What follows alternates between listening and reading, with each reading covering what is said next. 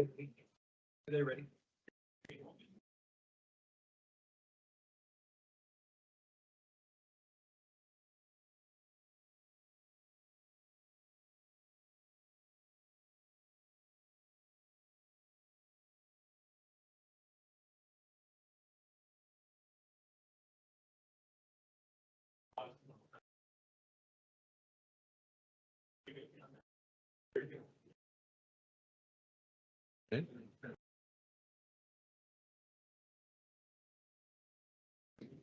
I, Paul Diffley, hereby reconvene the Board of Education regular meeting in open session at 5 o'clock. A little bit after.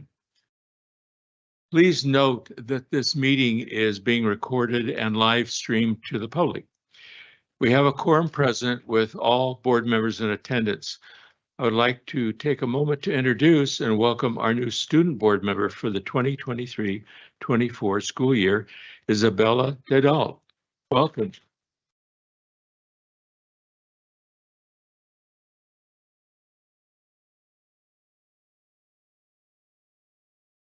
I'd also like to welcome all of you, the community members in attendance this evening. I'm glad you're here. As a reminder, governing board meetings are a business meeting of the board, held in public, and although public participation is encouraged, it is not the public's meeting. It is the duty of the board president and/or the clerk of the board to maintain an orderly, respectful, and peaceful meeting where all perspectives, voices, and opinions are welcome. Please refrain from speaking out while another person has the floor. You'll get your turn. At the appropriate time on the agenda, individuals wishing to provide public comment will be called upon, one at a time, to do so in accordance with Board Bylaw 9323. The board cannot and will not respond to non-agendized items, but a staff member will reach out to you on matters that may need to be reviewed as appropriate. Now, once we open the session for public comment, it would help us speed things along since we have rather a large stack of comments. I will call the person's name to come up, and then I will also call the next person who's should be getting ready so that you can come up immediately after the speaker is finished. That'll help us move along well. The board met in closed session with legal counsel regarding potential litigation. No action was taken. Linda, would you lead us in the Pledge of Allegiance? Please remove your hats.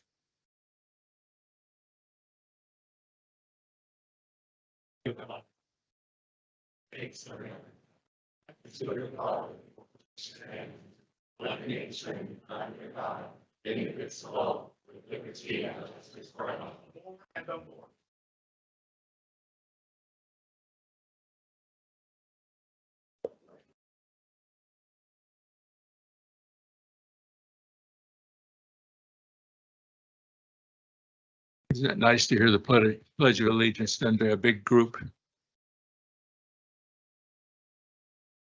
Item D3, approval of agenda. I call for a motion and a second. Second. It has been moved and seconded. Comments? Student preferential vote? Approved. All in favor? Aye. Aye. Any opposed? Motion carries. E, communications. Public comment.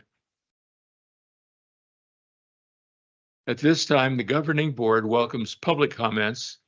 Individuals wishing to address the board are requested to complete a request to address the Board of Education card, it's the yellow one, located at the entrance to the boardroom and submit it to the administration assistant and to the assistant to the superintendent and board.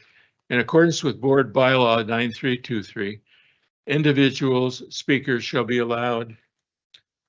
Per topic is 20 minutes. Most of the comments here, I've actually almost everyone, there are 56 cards that are filled out. If we did 3 minutes per person, it would be approximately 3 hours of public comment. 2 minutes per person. Well, that would be something you'd have to ask your colleagues. I move for 2 minutes for public comment. Second that. It's been moved and seconded to move to 2 minutes per comment. Any comments? Except for the large volume of comments, I am pretty much opposed to limiting the amount of speaking time below 3 minutes. That's what is allowed by law. That's what we've been doing for the past 8 months. And now suddenly it changes. I'm not really happy about that. Okay. Any other comments? I also think they should get their full 3 minutes.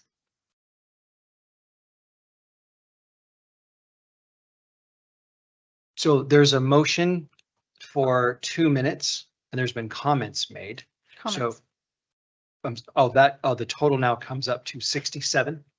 So that would take us well past 3 hours of comments. Okay. Do you wish to amend your motion? No.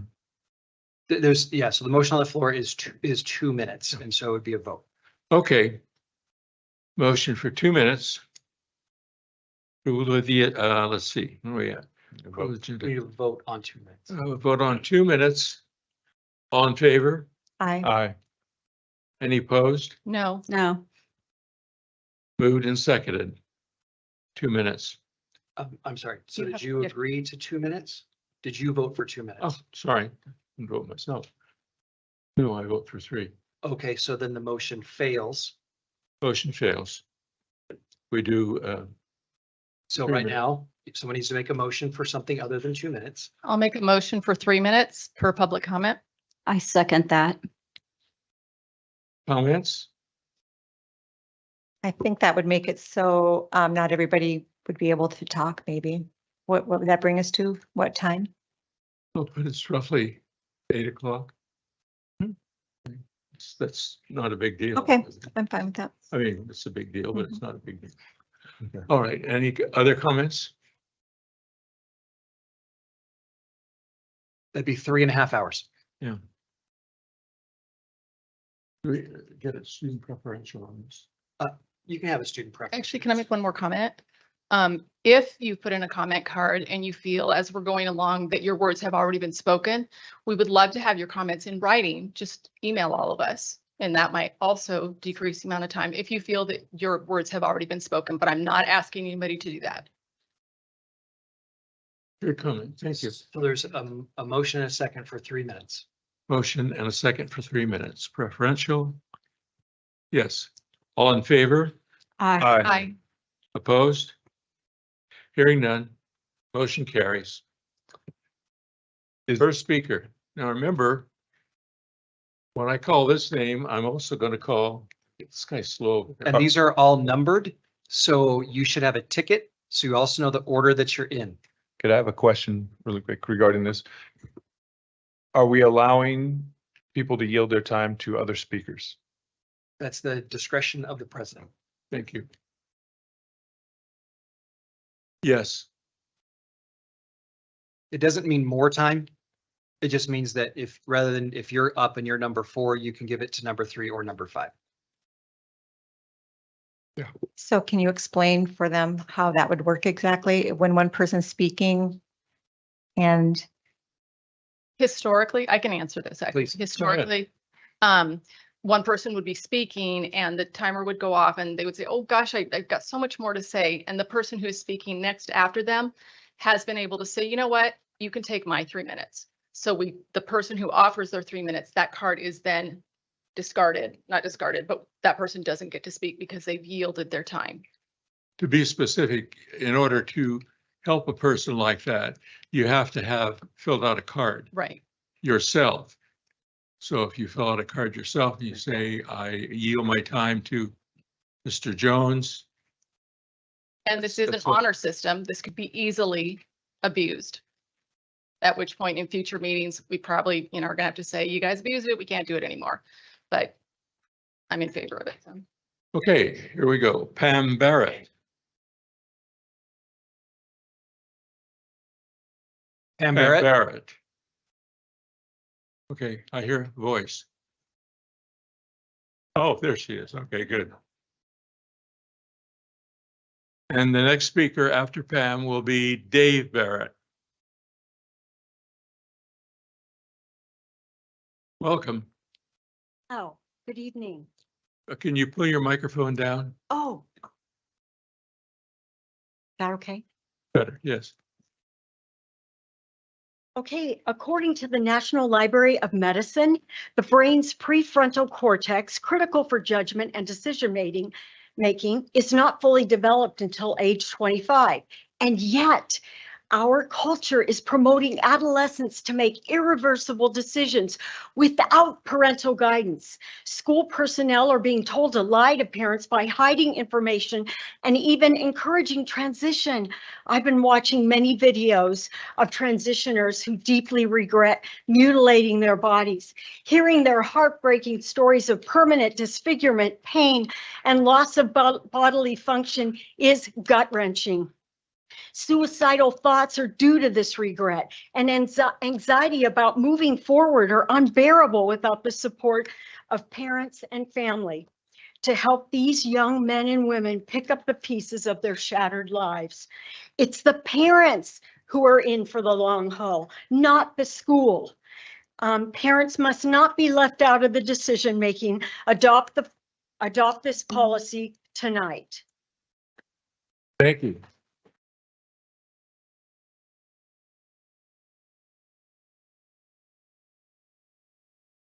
Dave Barrett and the next, C. Cole, card number 3. Okay, Dave, you Right, may thank- proceed. thank you, board. I'm a retired teacher with 37 years in public school. I was hired to convey my academic expertise. I was not hired to be a political pundit, religious guru, or sex therapist. One big duty was parent communication in the areas of academics and behavior. It was even common to alert parents when their student on a given day was just not quite themselves. This was so that parents could help their child through even a minor issue. Today, I cannot even believe this campaign to keep parents in the dark regarding a recent trend, the most difficult issue of gender confusion. Educators should share this info so parents can choose which real experts to hire to help their child disentangle this complex issue. Warning, when you hide this vital info from parents, that's when Mama and Papa Bears seek a lawyer. Please vote to adopt this parent notification policy, and please do it tonight. Thank you.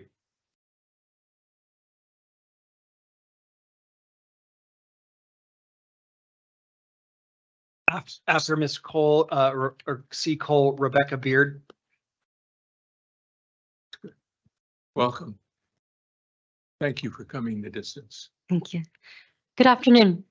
My name is Chloe Cole, and I used to identify as a transgender boy between the ages of 12 to 16.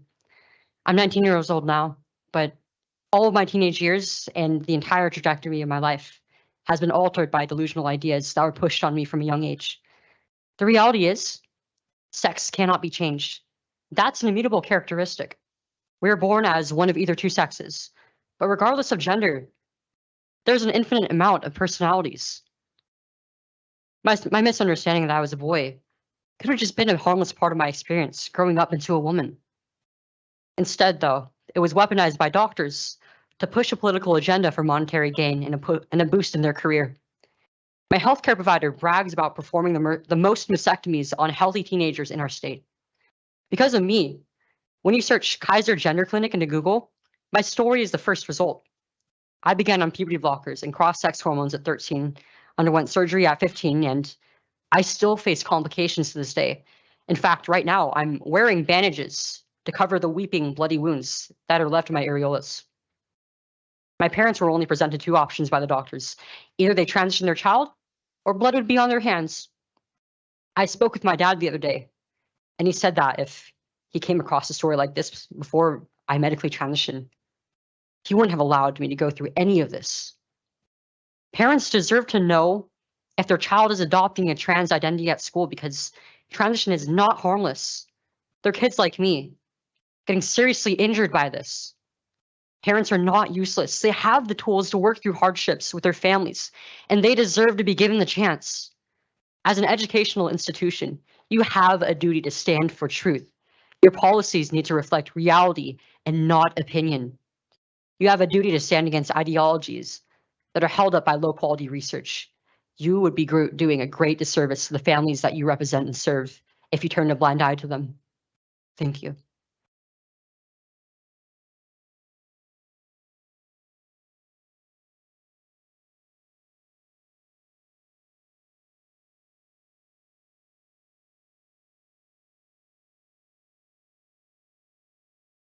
Rebecca Beard, followed by, Number 5, Julianne Fleischer.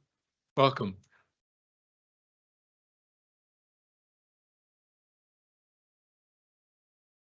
This morning, the front page of the Press Enterprise reports that the union representing Chino Valley USD teachers has filed a complaint with the California Public Employment Relations Board for, quote, failing to negotiate with the union, unquote, before enacting rules to notify parents of serious events involving their children during the school day. Once again, teachers' unions, rather than serving the public, demonstrate they are willing to throw vulnerable children under the bus in favor of their own power and money. It is well documented that teachers' unions take money from teacher paychecks to influence elections, which in turn fund agencies like the California Public Employment Relations Board to do their power bidding. Teachers should leave these unions, which seem intent on destroying children and families. I recommend that every teacher go to www.forkidsandcountry.org to learn about why and how to leave the corrupt teachers' unions that are destroying our public school system. And also, I don't have the exact numbers, but I think teachers pay about $1,000 per year, and they get $1 million coverage, $1 million coverage. And this organization, the fees are like $200, $250, and they get twice the coverage, $2 million. So yes, so what I have is, for the time I have left, I have the website here. So whoever raises their hand, I could give them the website so they can go to it. Whether you're a teacher or know a teacher and would like this information, please raise your hand and I will hand these out to you. Thank you.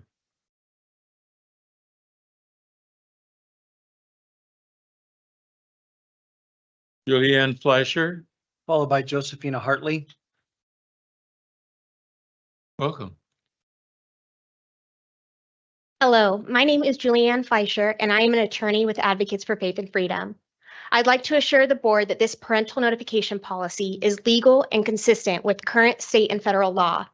Numerous attorneys and legal organizations, including our own, vetted, reviewed, and endorsed this written policy. While opponents argue that this policy violates state and federal anti-discrimination and privacy laws, these arguments are misleading and mischaracterize the current legal landscape. To begin, opponents may argue that this policy is inconsistent with California's AB 1266. AB 1266, however, is an anti-discrimination law that requires children be permitted to participate in sex-segregated school programs and facilities based on their gender identity. In no way does AB 1266 authorize public schools to withhold or conceal information regarding a child's gender identity from parents. It is important to point out that the guidance from the California Department of Education regarding AB 1266 is just that, guidance. It is not law. Opponents may argue that this policy is inconsistent with FERPA. FERPA, however, is designed to safeguard the confidentiality of a student's education records from third parties. FERPA permits parents to access information about their child from their school. In no way does FERPA authorize public schools to withhold or conceal information from parents. Opponents may argue that this policy is inconsistent with the California constitutional right to privacy. The right to privacy, however, does not authorize schools to withhold or conceal information about a minor child from parents. In fact, California law states that parents, quote, have an absolute right to access any and all pupil records, close quote. Parental authority over a child is well protected by the 14th Amendment to the U.S. Constitution and the U.S. Supreme Court. The law presumes that, quote, parents possess what a child lacks in maturity, experience, and capacity for judgment, close quote. A child's limited right to privacy does not eliminate or truncate the constitutionally protected right of a parent to direct the upbringing and care of their child. As members of the board, parents entrust you with implementing policies and procedures that protect the well-being of their children. As the U.S. Supreme Court noted, quote, the custody, care, and nurture of the child reside first in the parents, whose primary function and freedom include preparation for obligations the state can neither supply nor hinder. I, on behalf of Advocates for Faith and Freedom, urge this board to adopt the parental notification policy. It is in the best interest of this board to foster the parent-child relationship, not impede it. Thank you.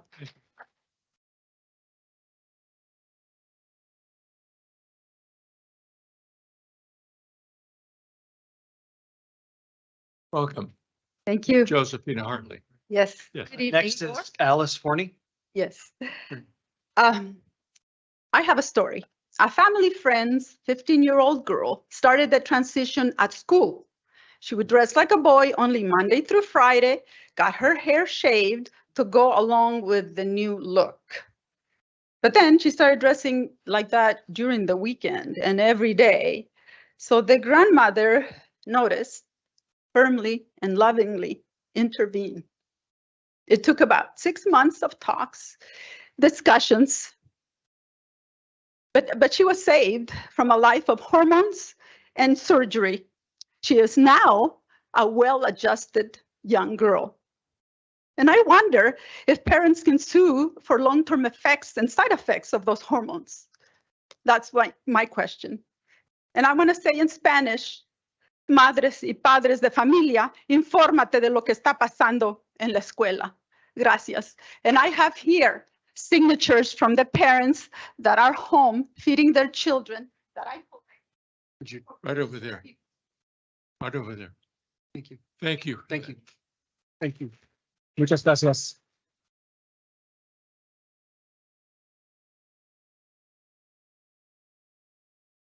Following Alice Harney will be, Casey Deaver. welcome. Thank you.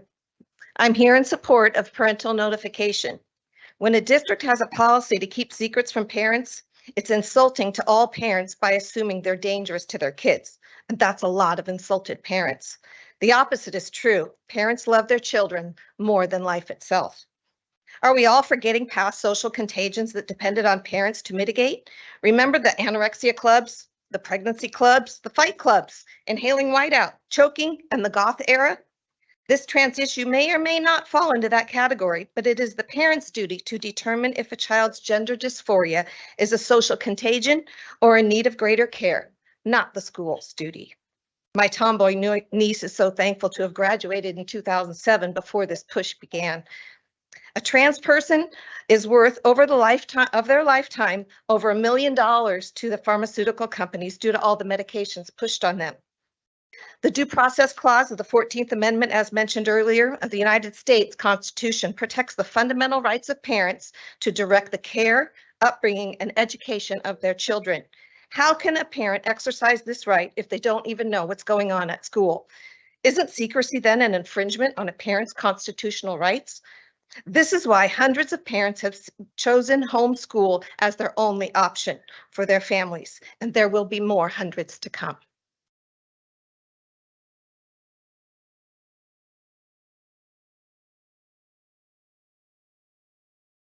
Casey Deaver will be followed by, Bob, is it Knoll or Noel?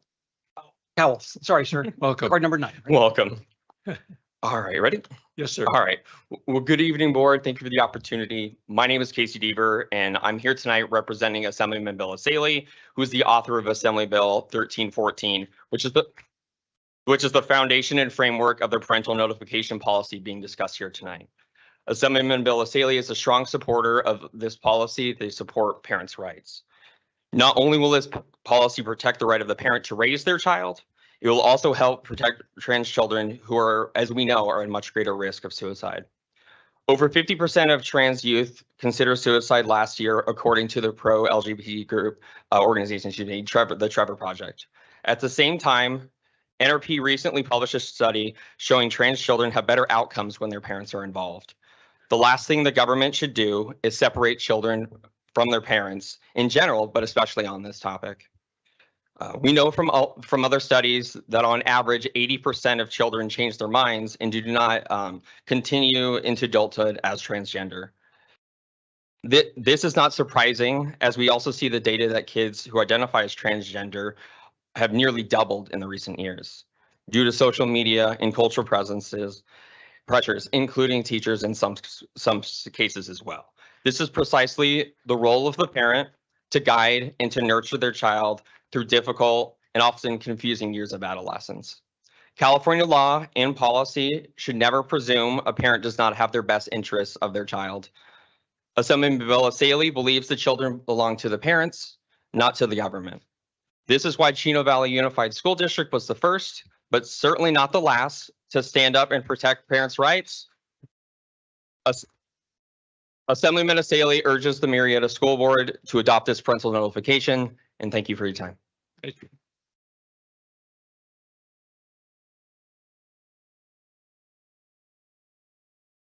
Bob Cowell, followed by, John Leonard. welcome, Bob. Hey there, board. Hello. I'd like to I would like to mention to say why the schools are silent as to what the detransitioners and desisters are saying. We are beginning to see the tragic epidemic with young people who are drawn into taking cross-sex hormones and removing healthy body parts, only to realize that they had made a huge mistake with irreversible effects, which some detransitioners have said they are incompatible with life. Examples are, they report they can't tell when their bladder is empty, even when waiting for 10 minutes for everything to drain every single time they use the restroom. They are abandoned by their gender clinics. When a male named Kobe couldn't tolerate the estrogen anymore, his gender clinic refused to help him. He had to seek help at a urologist to get the testosterone his male body needed. Kobe said, "Since I've detransitioned, they try to silence me. I've been told to kill myself. I get messages every day on Twitter with trans people telling me to kill myself. They say I had the whole trans experience. I was such a doll. I threw it all away. Whenever anyone goes public like this is what the treatment they get. All my trans friends have abandoned me. Does the school district really want to be left facing lawsuits by the students who have led into medical disaster while school personnel intentionally kept their parents in the dark? Also like to mention on to delay G12, item G12. This is the electronic signature where parents come in and they sign the whole documents off at one time, not knowing what's in there. That's business practices, not parents. That item is Okay. regarding business services. All right. Well, yeah, thank you very much for your time. Thank you.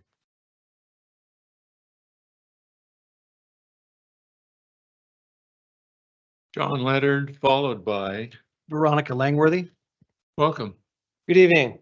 Our nation is in crisis. Our economy is being dismantled. Our borders are no longer sovereign. Now we're being asked to give up sovereignty of our children. We cannot allow this to happen. The core of any fruitful, long-lived society is the family unit. Since the dawn of humanity, parents have had the unquestioned authority over their minor children. State Ed Code, so we're told, already upholds the right of parents to be the sole arbiter of decisions affecting their children. If this is the case, we're simply asking for the board to affirm that in plain language by adopting tonight, as written, the resolution recently approved by the Chino Valley Unified School District. Not every parent has always handled the challenges of child rearing in a positive manner. However, all of our rights, including parenting, are individual rights, not collective rights. Every parent cannot have their rights diminished by the actions of a few. Supreme Court precedent affirming parental rights in the school districts is plentiful. In Troxel versus Granville, Justice Ginsburg wrote, quote, "The primary role of parents in the upbringing of their children is now established beyond debate," close quote. Ellen Dershowitz, a respected legal scholar, recently stated that, quote, "We are living in an era where facts no longer matter," close quote.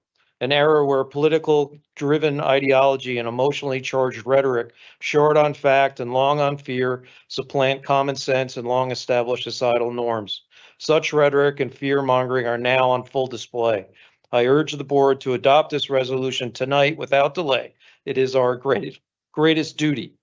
Also, I had planned on commenting on item G12, but if what the superintendent suggests, it's not appropriate for me to comment on that. You can comment on it. I'm just clarifying. Okay, and I would request that the board delay making a decision on that too, the way I understand that. It looks as if it's just a one signature catch for all the documentation that parents are required to sign. And I think that there's a lot of items in there at first glance, someone may not notice and they would require closer scrutiny. So I think that some items of importance may require at least an initial, and I think that would be prudent. So that's my comment about G12. Thank you. Thank you.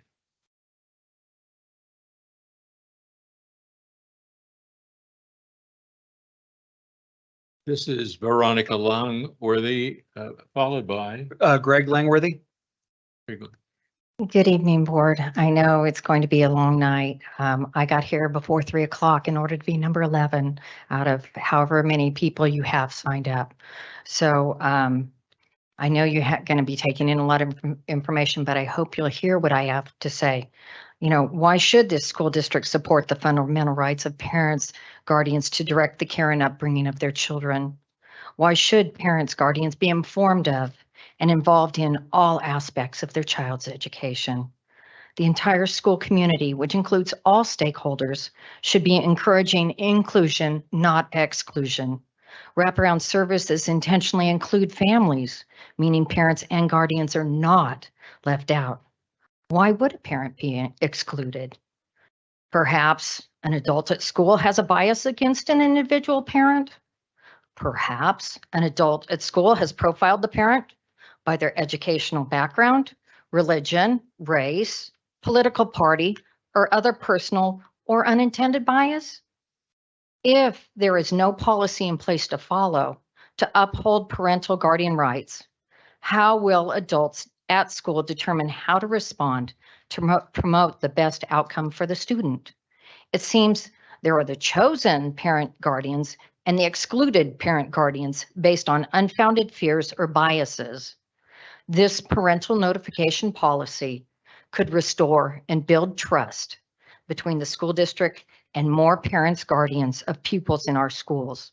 So I respectfully request the board to move forward with adopting the parental notification policy. Thank you. Thank you.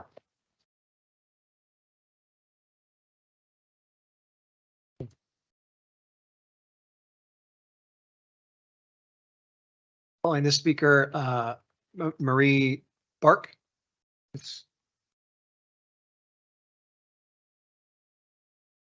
So good evening, board. Thank you for hearing me. That was Just my so everybody knows, this is Mr. Langworthy. Langworthy. Yeah, I'm related to Well- the other Langworthy.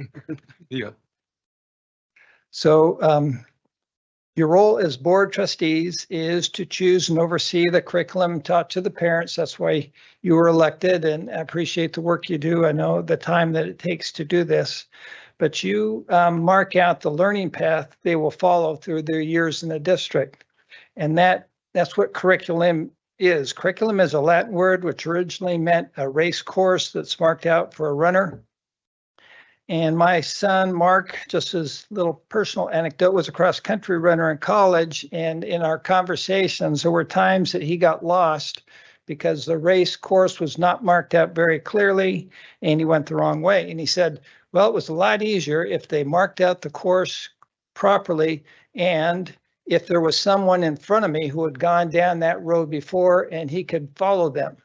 Well, that's really what you guys are doing. You're marking out a course that these students are going to run, and at the end of the day, if you mark out the race well, they're going to run well.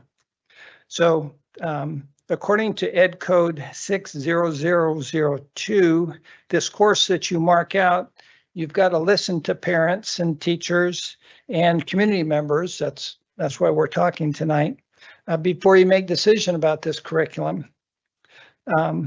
Also, the curriculum requires a certain quality, which I think is very important to consider, and that's really what we're talking about tonight.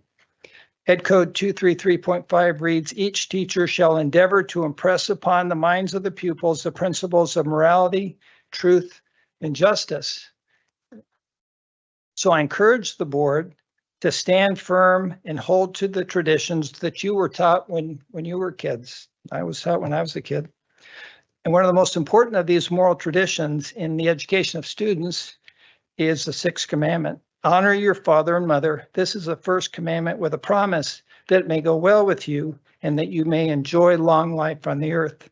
And keeping secrets from parents doesn't honor the parents. And I don't believe the board should teach parents to do something that's not right or good. So I encourage you to adopt this policy. Thank you very much.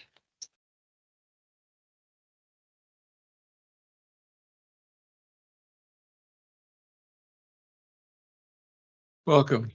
Good evening, President Diffley, Board Next is Mr. Trustees, Campos, excuse me. and Superintendent Andrus. I really appreciate you giving me this time tonight. It's great to be here, and I appreciate you talking about and considering such an important subject in our children's lives. I don't believe it's ever okay to lie to parents. Honesty is always the best policy. Adults should know better than to tell kids to keep secrets from their parents. The U.S. Supreme Court has consistently ruled for the last 100 years or more that parents, not schools, possess the fundamental right to raise their children and make decisions regarding their care and control their education. Parental rights are among the basic civil rights of man. Children do not have a right to privacy from their parents. Education Code sections 51100 and 51101 are very clear that parents have the right to be informed of their child's progress in school and have access to the school records of their children. Nowhere does current state law require teachers and or administrators to openly lie to parents. I'm very concerned that our state superintendent of public instruction continues to intentionally misrepresent the law and bully local school boards. This is also an infringement on local control. We're elected for local control. The relationship between the teacher and parent is very important, and secrecy erodes that relationship and puts teachers in an awkward position of having to lie to someone. Thank you for proactively discussing the policies to strengthen and validate the legal and constitutional parental notification procedures. I strongly support this parental rights policy, and I hope that you'll pass it tonight. The time is now. You're on the right side of history and on the right side of the law. Thank you so much for my time tonight.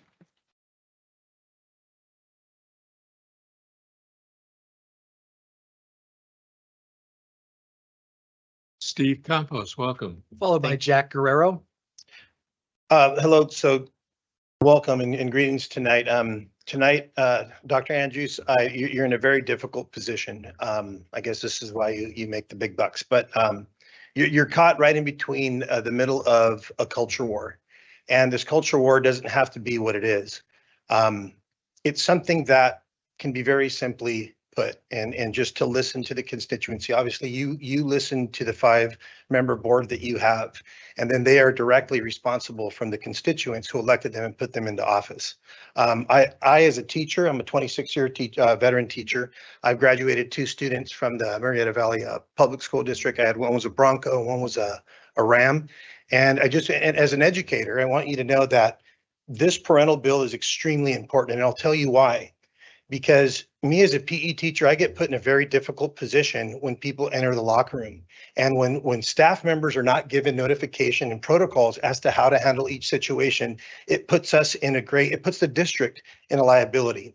One thing I'm grateful for is the Advocates for Faith and Freedom, because when AB 1266 was presented to us at our school district, it wasn't explained that way. It was basically told, hey, this is what you guys will do when this happens. When we had questions, and questions weren't answered. And so today, as a father, thankfully, I don't have to go through that decision making because my kids have graduated from the system. But unfortunately, you are left here to make a decision that will be historical. You're gonna have, from within the audience, we have legislators, we have union leaders, we have leaders from the local area community, and it's very important that you listen to the crowd that is in our presence today. And one of the things I will say that this isn't going to stop here. You know, there's so many different battles that we're going to be fighting, and this one, sitting on the side of parents, is the right thing to do. It's the right thing to do as an individual and as an educator. And you all know that when you had children going through the system, you would have wanted parents, you would have wanted your educators, your administrators, everybody to communicate you the situations that are going along with your children. And so this, obviously, you guys are going to make a decision here today, and it's not going to end here today. It's probably going to be some kind of court system. It's going to be a legal battle. Could be a constitutional one. And I just am asking that you please listen to the parents here. Listen to what's going on. Support this. It's the right thing to do. It's been vetted. It's been vetted in Orange County. It's been vetted in Chino. It's been vetted all over the state. It's the right thing to do. And I just ask for your strength and support and making sure that you support this parental notification. Thank you very much. Thank you.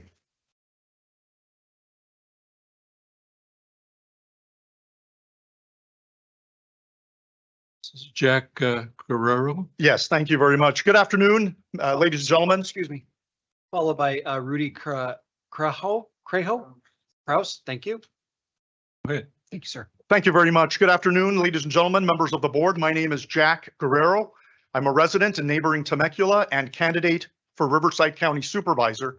I am here today to support parental rights and to defend and promote the parental notifications policy before the board, because it's the lawful position and it's the moral position. From the beginning of time, parents and families have been uniquely positioned to help, defend, protect, and support their children in the best way possible. And as well-intentioned as government bureaucrats might be, the role of government cannot supersede the parental obligation to steer the moral obligation and the moral orientation of their own children. That's the fact. Ladies and gentlemen, I trust our parents to make informed decisions about the best way to remediate the most sensitive issues afflicting their own children, be it violence or suicide or gender confusion, and to do so in a living and compassionate way in consultation with their pastors, their doctors, and the moral choices of their own families. I support that, ladies and gentlemen. This is also the constitutional position. There is strong legal precedent in support of parental rights. And I urge this board today to support the parental notifications bill or proposal before the board. It is the moral position, it is the constitutional position, and it is the sensible position. Thank you very much for your attention.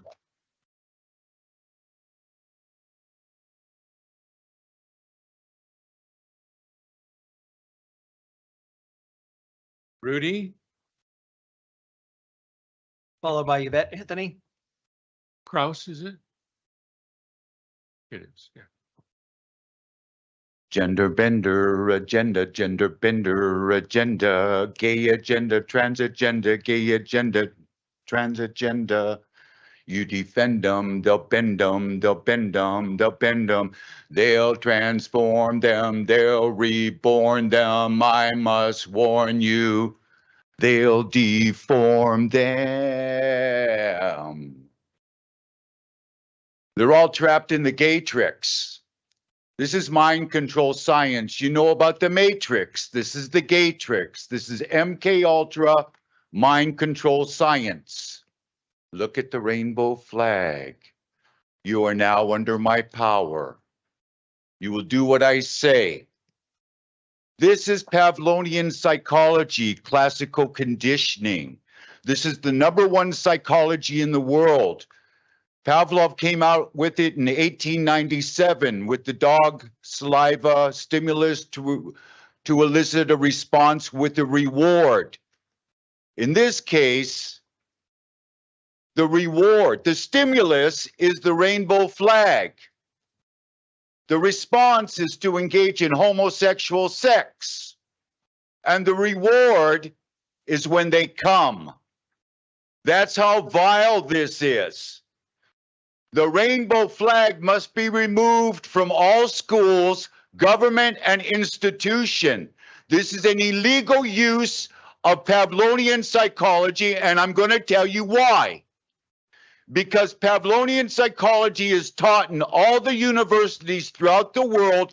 It's college material. The kids do not comprehend classical conditioning. So what you're doing, the adults are taking advantage of children that cannot comprehend stimulus to elicit a response to engage in a homosexual act with the reward of becoming part of what? The abnormal trans community, the abnormal homosexual community. No heterosexual parent wants a homosexual child. That's just the way it is. Now, you all have to have a reality check. The transers are not these kids that are putting lipstick on. That's like putting lipstick on a pig. It's still a pig. The transers are the vaccinated. They cross the species barrier. This is transhumanism from the World Economic Forum.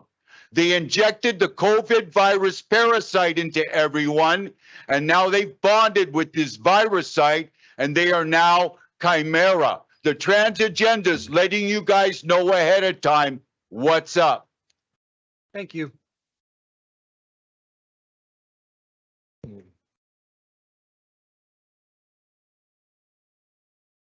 You bet. Quiet, please. Quiet, please. Miss Anthony? Go ahead. Yeah. Mr. Kraus, Look, she's up. Your time's up. Yeah. Thank you, sir. give young power to them. There's a whole program for that. Yvette Anthony, welcome. Followed by Mariana DeRauer, I believe. Thank you. Okay, this proposed parental notification policy, I think, is a common sense policy. The Rasmussen poll, a recent Rasmussen poll showed 84% of California voters support parental notification policies in schools. This isn't a partisan issue. This is left, right, and center. People agree on this issue. The poll also shows 12% that don't agree, and I suggest for the 12% of people who aren't interested in being informed of what their child is using, if their child is using a different name at school or using bathrooms or joining sports teams that don't align with their biological sex, that there can be an opt-out policy for them. If those parents don't want to know, they don't have to know. But this parental notification policy would be for the overwhelming majority of parents that do want to stay informed and do want to know. It would also be for teachers. Teachers aren't social workers, they're educators. Having clear guidelines on how to handle various situations that are covered in this policy lets everyone know what is expected of them when certain circumstances arise. So I ask that you please approve this policy tonight, both for the benefit of teachers and parents alike. They deserve it. And I'd also like to present hundreds and hundreds of signatures from Murrieta community members that have signed in support of parental notification policy. So you can know there is a large base in this community that supports this policy. Thank you.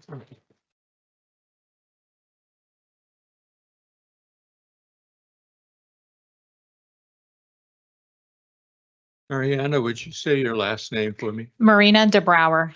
DeBrouwer, thank Yes. you. Thank you, Mr. I Brown. know it's complicated. Desiree, sorry. I Little apologize. German there. That's okay. Desiree Farrar will be up next. Good evening, school board members, superintendent, Dr. Andrus, and staff. My name is Marina DeBrouwer, and my husband and I are actual residents of Murrieta.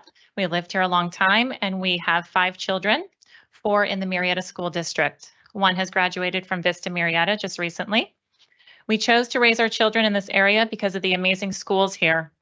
As I watched Temecula drown in negative publicity, I think, thank goodness it's not in Murrieta, but now it is. It's shameful, Mr. Diffley, that you put this on the agenda the day after the first day of school, when teachers and students are tired and exhausted, the ones who will be affected most by this. I actually should be home with my children, but here I am to say no to this new policy about outing transgender and non-binary students. This policy will actually harm children. I thought you were actually on the school board because you cared about our children. Do you know how many transgender youth get kicked out the day that their parents find out that they're transgender? Please look up those statistics. Do you realize the harm that you could potentially be bringing to many students in our district? I thank you, Mr. Diffley, Mr. Pardue, Mrs. Vandegrift. You need to learn about what transgender means. People don't choose to be transgender. They are transgender. Disclosing a transgender student to the parents could actually compromise their safety and mental health. School may be the one and only affirming space for these transgender youth. It is a fact that LGBTQ youth report lower rates of attempting suicide when they have access to LGBTQ affirming spaces. Having at least one accepting adult can reduce the risk of a suicide attempt by 40%, and that one person may be their teacher. LGBTQ youth who report the presence of trusted adults in their school have higher levels of self-esteem, and access to supportive peers is protective against anxiety and depression, including among those who lack support from their family. Why would you take that away? Do you even know what it looks like to support a transgender or non-binary youth? It would appear that you don't because this is on the agenda. Have you actually taken the time to talk to any of them? Using preferred pronouns are respectful. Respecting the language that young people use to identify themselves is not only polite, it can save lives. Please, Mr. Diffley, Mr. Pardue, Mrs. Vandegrift, educate yourself and commit to doing better for the sake of our students, as we will not stand by and allow you to harm our kids. Thank you.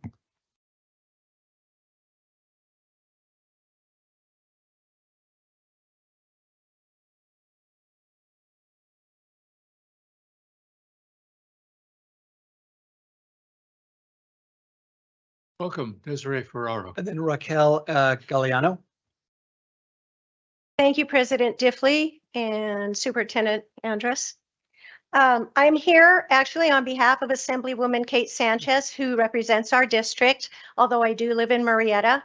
Assemblywoman Kate Sanchez is in support of this parental notification policy. She would like everyone to know that she believes that the goal of every teacher, school administrator, and parent should be to create an environment in which kids can be healthy, happy, and safe, whether at school or at home. The well-being of our kids is paramount. As a parent, which she's a parent of a 10-year-old, she says, I've always valued the close relationships I've had with my son's teachers. The open and honest communication we've had has been instrumental in ensuring his well-being. This is why I find, she says, it's so important for all parents and teachers to have open and honest communication. We can't afford to be divided and keep secrets from one another when the health and happiness of our kids is being discussed. We all need to work together. She says, I believe this measure, which is actually a policy, will help parents and teachers establish more meaningful connections to advance the health and welfare of our kids. She is in support of this policy. Thank you. Thank you.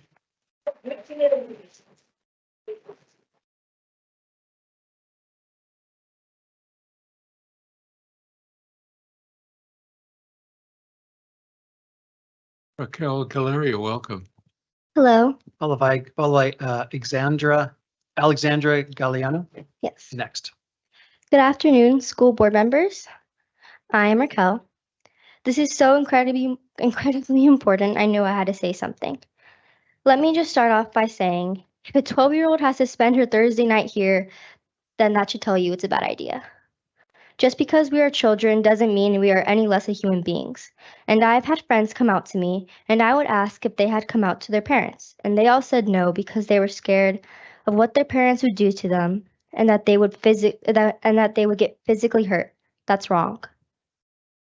But still, I was happy they trusted me and felt safe enough to tell me. I would never tell their parents because it's not my place to do that, nor is it a teacher's or a school board member's. I say that with respect. It's their identity, not yours. You have no right to come out for someone. This is the opposite of freedom. You are taking away a person's right and violating a student's right. If you are for America, then you should be against this. I'm an active member in the Murrieta schools. I'm a student. I have been with and heard my fellow students express their worries about what their parents would do if they ever found out if they were gay or bi or trans. And it makes me so mad that they don't feel safe. And if a student feels safe enough to tell a teacher who they really are, that's awesome. But a teacher shouldn't be forced to tell a parent. Again, no one has a right to come out for anyone. That's their identity, not anyone else's. And the teacher isn't going to be there when a student needs protection from a parent or guardian if they are going to hurt their child for being who they are. It's inhumane and takes away a child's right and a child's voice. Like I said, I have been with students every day, and I know for a fact that this will most definitely impact a student in a negative way. I hear people saying parents' rights, but what about a child and their rights? Those children will grow up into adults, and those adults will grow up until thinking, no one gave me rights when I was younger, no one respected me, so why should it matter now? Every human is a human. Doesn't matter what their age, color, gender, or what their identity is, as everyone has rights. Don't be the one to take it away. Thank you.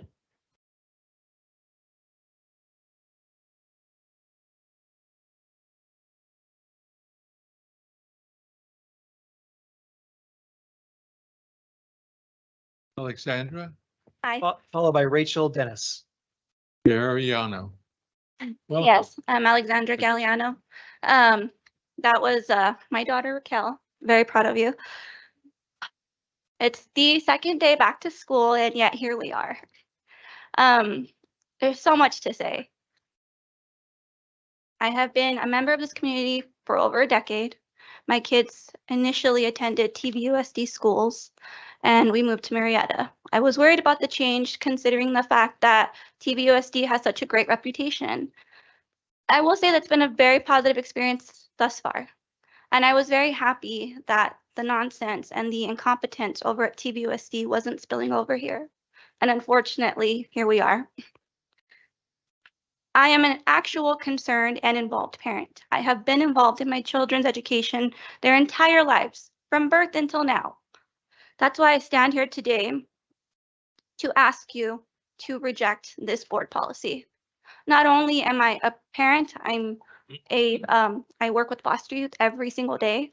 I know exactly the youth that literally get kicked out of their houses because they've either been outed or they've came out to their parents. As much as I would love to believe that every single child in our community goes home to a safe place, it's not facts. Even within this community itself, for as affluent and beautiful as it is. And if we're going to see signs that say, leave our kids alone and parents' rights, that includes all kids. And those kids also have rights, and they deserve a right to privacy. and they deserve the right to say when they're ready to come out, not the school system. And parents do have rights. I guarantee you, teachers are sending home packets this week asking for your involvement. You have a right to be in your classroom. They're asking for you to show up in their classrooms, not just on Facebook and not just at school board meetings. Come to their classrooms. I have been there. I have volunteered inside the classroom, outside the classroom. I've been on PTA. I've been PTA president. I have been involved and I'm still involved till this day. But I implore you to please reconsider the stance of accepting this policy. It is not right. And I wish I didn't have to be here today. I wish I could be home helping my kids with their homework or filling out the paperwork that their teachers are sending home today. Not only that, but the children who come out to their teachers obviously feel powerless everywhere else. And for some students, their only safe haven is their school. Don't take that away from them. Give them their safe place and let them do it when they're ready. I'm sure every parent has the best intentions, so do I. And if my kid went to his teacher first before it went to me, I would question, what have I done wrong? Those are things you need to ask yourself. Thank you for your time.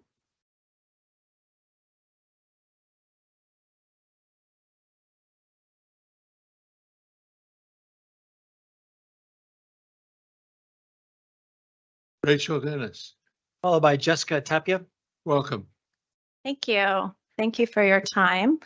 My name is Rachel Dennis, and I have been a Christian pastor in the Valley for over 15 years. I will let you know first, actually, before I continue, I want to apologize to every LGBTQ person in here that has had to hear some of the gross misinformation that has been spread. Now I'd like to continue. I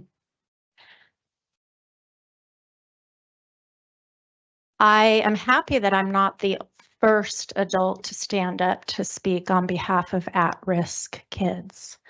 In my years of ministry, those were the kids that I listened to and helped the most. And I can tell you that although we like to think that all parents have the best interest of their kids, we can tell from the foster system and seeing kids on our street that that's just not true. I've actually worked with homeless teens in this valley, a few of them who are LGBTQ. We know statistically that LGBTQ children, specifically trans and non-binary, are disproportionately in the foster system and on the street. That is not for reasons of being supported at home. That is for reasons of being told to leave or children's lives being made so unbearable that they leave of their own will. Once on the street, they are doing unimaginable things to survive. And trust me, they have customers. They do. I hear a lot of people saying this is a trend. Left-handedness used to be considered wicked by Christians, and little left-handed kids used to have their hands smacked with rulers. And as soon as Christians realized that left-handedness isn't wicked, all of a sudden there was an uptick in left-handedness because they no longer had to hide and try to become something that they aren't. For people to say that since the beginning of the time, it's just male and female, you're again ignoring the fact that we have intersex babies that are born. These would be at-risk children. We're also ignoring the fact that in the Bible, when God revealed himself as Yahweh, Yah is feminine and Weh is male. You could say God is non-binary.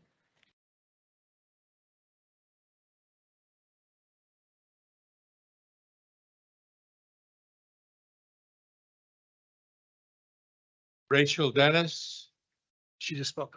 Oh, she just spoke. Yeah. Okay. Sorry. Mr. Diffley, could I make an observation? Jessica Tapia. Mr. Diffley, Mr. Diffley, over here, could I just make an observation? I have been extremely impressed with our audience reaction Isn't it great? so far. Very respectful. Very respectful. It's absolutely fine to clap for who you like. Sensing some stuff, getting a little uncomfortable, and I'd like to ask you to refrain. We all need to be regular adults. If you don't like something, please remain silent, as has happened so far. It's been awesome. And this is the difference between Murrieta and some other school districts that get way out of hand.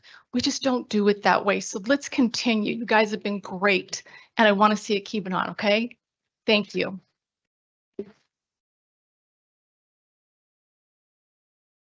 Welcome, Jessica. Next is Jen Reeves. Good evening, members of the board. My name is Jessica Tapia. The voting in of parental notification is of utmost importance to me because I was once a physical education teacher myself, but was fired this January when I spoke up and said, I will not lie to parents, nor will I let biological males into the female locker room I oversee. I wanted to share something I love about Murrieta. It is known as a great place to raise a family. As a parent myself, I can't help but think of how anti-family the current guidance from the state is, asking for a school district to enforce its staff to lie or withhold any information about a child from their greatest protectors, their parents. Now, I know what some are thinking, that it could make for an unsafe situation if parents found out about their child's new gender identity and didn't affirm it. However, we must stay focused on the facts. And fact is, this is not something that the education system is suited to make assumptions about. Truth must always come first. Once the truth is relayed to parents and it becomes knowledge to school staff that the child is now endangered, I'm certain they will act as they are trained to as mandated reporters.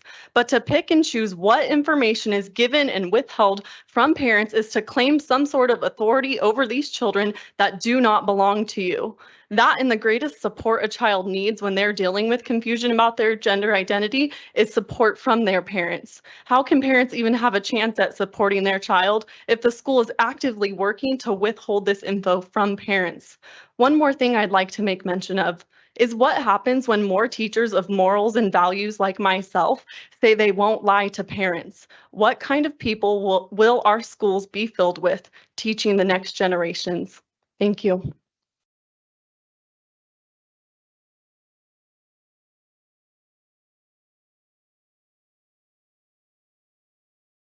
Jen Reeves, welcome. Followed by Robert Garcia.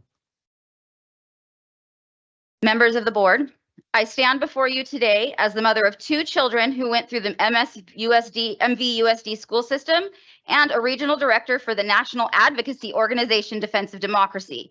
And I am requesting that you vote against this unnecessary parental notification policy. This is a policy that intentionally targets LGBTQ+ students, and it is not truly for the benefit of all students. This policy is only for the benefit of a small group of parents and a few politically motivated pastors that are pushing for it.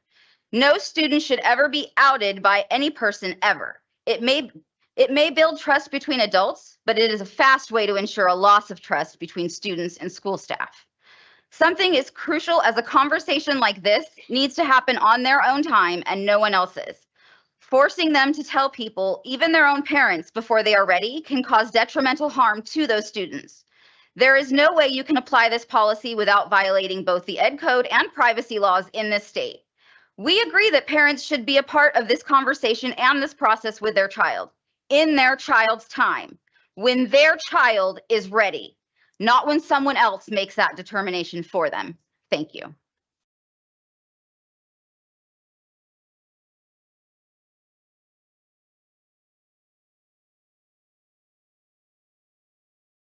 Robert Garcia, welcome. And then Rachel Dennis will be back. Thank you. Thank you very much for having me today. Rachel Dennis will be back up on behalf of a student. Thank you. All right. Yes, sir. Mr. President, Dr. Superintendent, Board, thank you so much for having me and allowing me to speak tonight.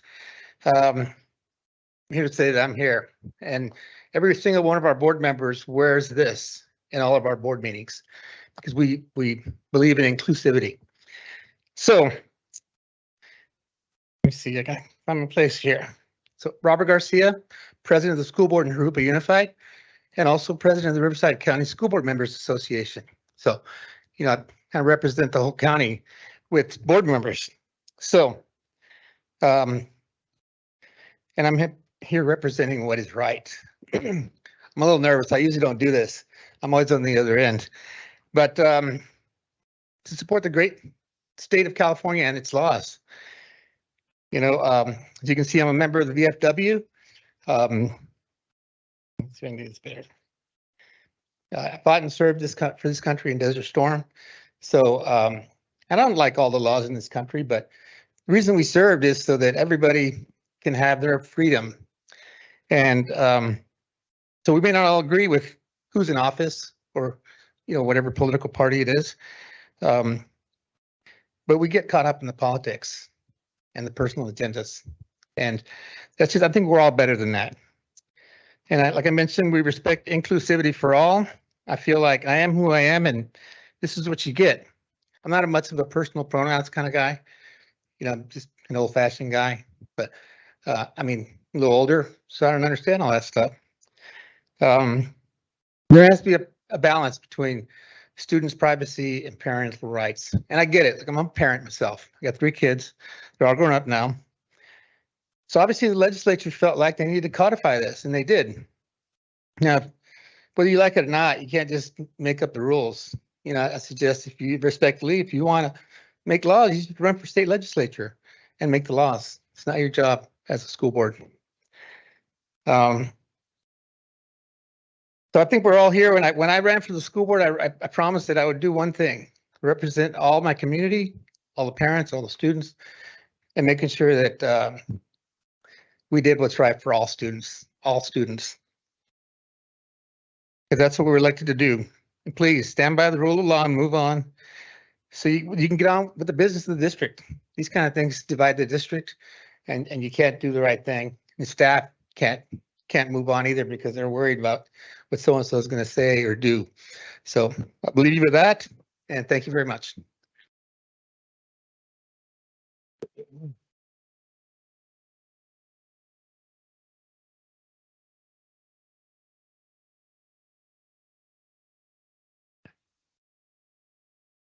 Rachel Dennis will be speaking on behalf of an LGBTQ student who is scared. Followed by Miss Lucky Hartunian. Yeah, so it's going to be real quick because I was supposed to escort the student who is scared, a trans student in your district, but they didn't show up. So you do have a student in your district. I can guarantee you more than one who are very worried and scared right now. Your GSA clubs are reaching out to me. I'll just let you know that. They're very worried and very concerned. I want to say one more thing if I have the chance. Mrs. Langworthy was my daughter's teacher.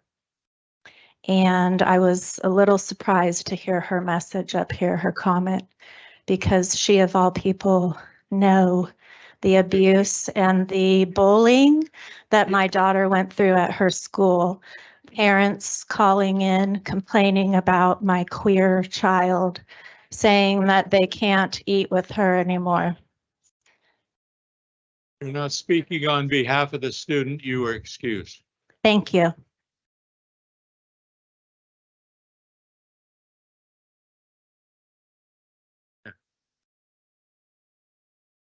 Lucky, oh, there you are. Okay. Followed by Teresa Wells.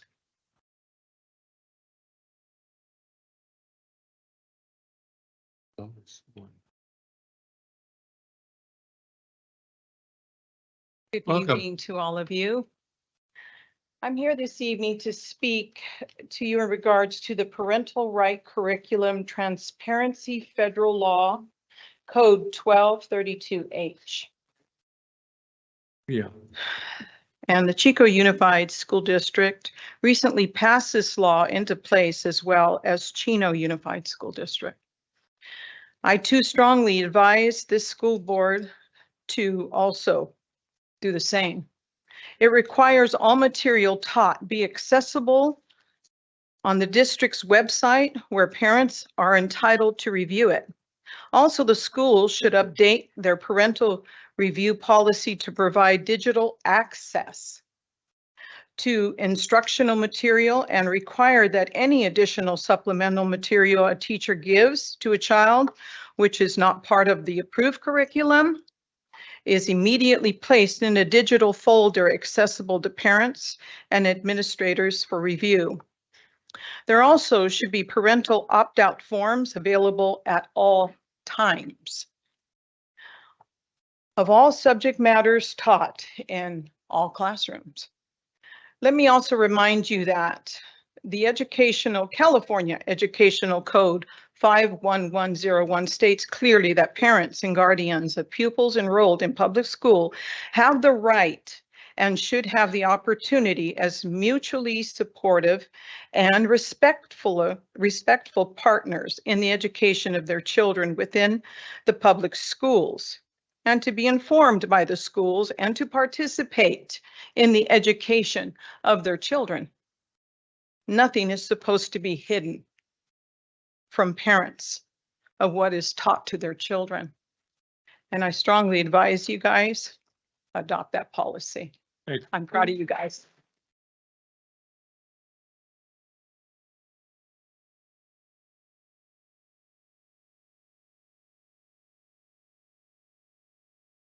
Teresa Wells, welcome. Followed by Lori Nielsen. Good evening, Dr. Andrus, Board President Diffley, and to good school board members, Linda Lunn and Nancy Young. I won't even appeal here to board members Nick Pardue and Julie Vandergriff because you are backed by the 412 Church. You two are as hopeless as the 3 Temecula school board members who are going to be recalled. Quiet, please. Quiet, please. Mr. Diffley, the moderate and sensible voters of Murrieta know it is just plain wrong to implement the Chino School Board policy. Furthermore, it will deplete the general fund to defend the legal costs of your decision. It sure looks to me like the Murrieta School District is being manipulated to fight a culture war in the courts, just like the Temecula School Board wants to do. The lawyers this district hires will certainly eat up heaps of cash, and what a waste. Murrieta schools will become known as the sucker school district who lost every case. The Chino policy to out students is a violation of California Ed Code Section 220, which prohibits discrimination on the basis of gender identity and gender expression. The federal civil rights law under Title IX prohibits students from discrimination based on sexual orientation or gender identity. The financial losses for other districts who stupidly support a culture war against LGBT youth have already begun. Just last month, federal judge John Mendez dismissed a lawsuit from Chico, a Northern California city. The federal court held that parents do not have a constitutional right to force schools to out students who use different names and pronouns at school than those they were assigned at birth. Schools should protect students' privacy and ensure they aren't bullied or harassed. The teachers union in nearby Chino locally is suing their school board. Our teachers union will certainly sue too. California Attorney General Rob Bonta will file a civil rights lawsuit against us, just like he has filed against nearby Chino schools. Our students are smart and will easily find the ACLU online complaint form. They will be defended free of charge, but our district will not be defended free of charge. The Williams Institute, a UCLA law school think tank, estimated in June 22 that 1.5 million people 13 or older identify as transgender. The Institute said that nearly 1 in 5 are between the ages of 13 and 17. Although this is a small segment of the school population, they deserve to be treated with dignity. One of my good friends is a social worker who works with the homeless in LA.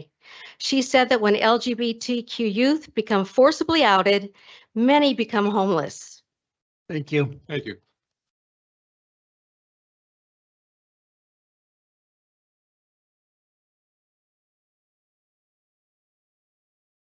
Laurie Nielsen, And then Marcy, card number 31.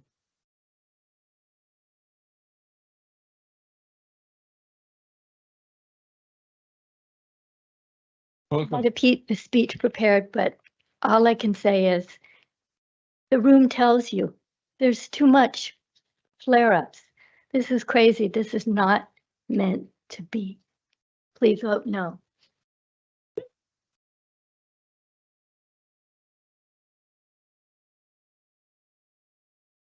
This is Marcy, I'm sorry, Follow next is Jeannie Scharf. with California Parents Union. Welcome. There is no pride in sexually exploiting children. Once I made a safe home for transgenders, and you can do it here too. Most knew there is no pride in removing healthy genitalia or taking cross-sex hormones, because many who did became very, very angry, especially when they learned they were robbed of ever having any sexual gratification or biological children. Listen to the detransitioners. A brave young woman came here earlier tonight, Chloe Cole. Listen to Chloe.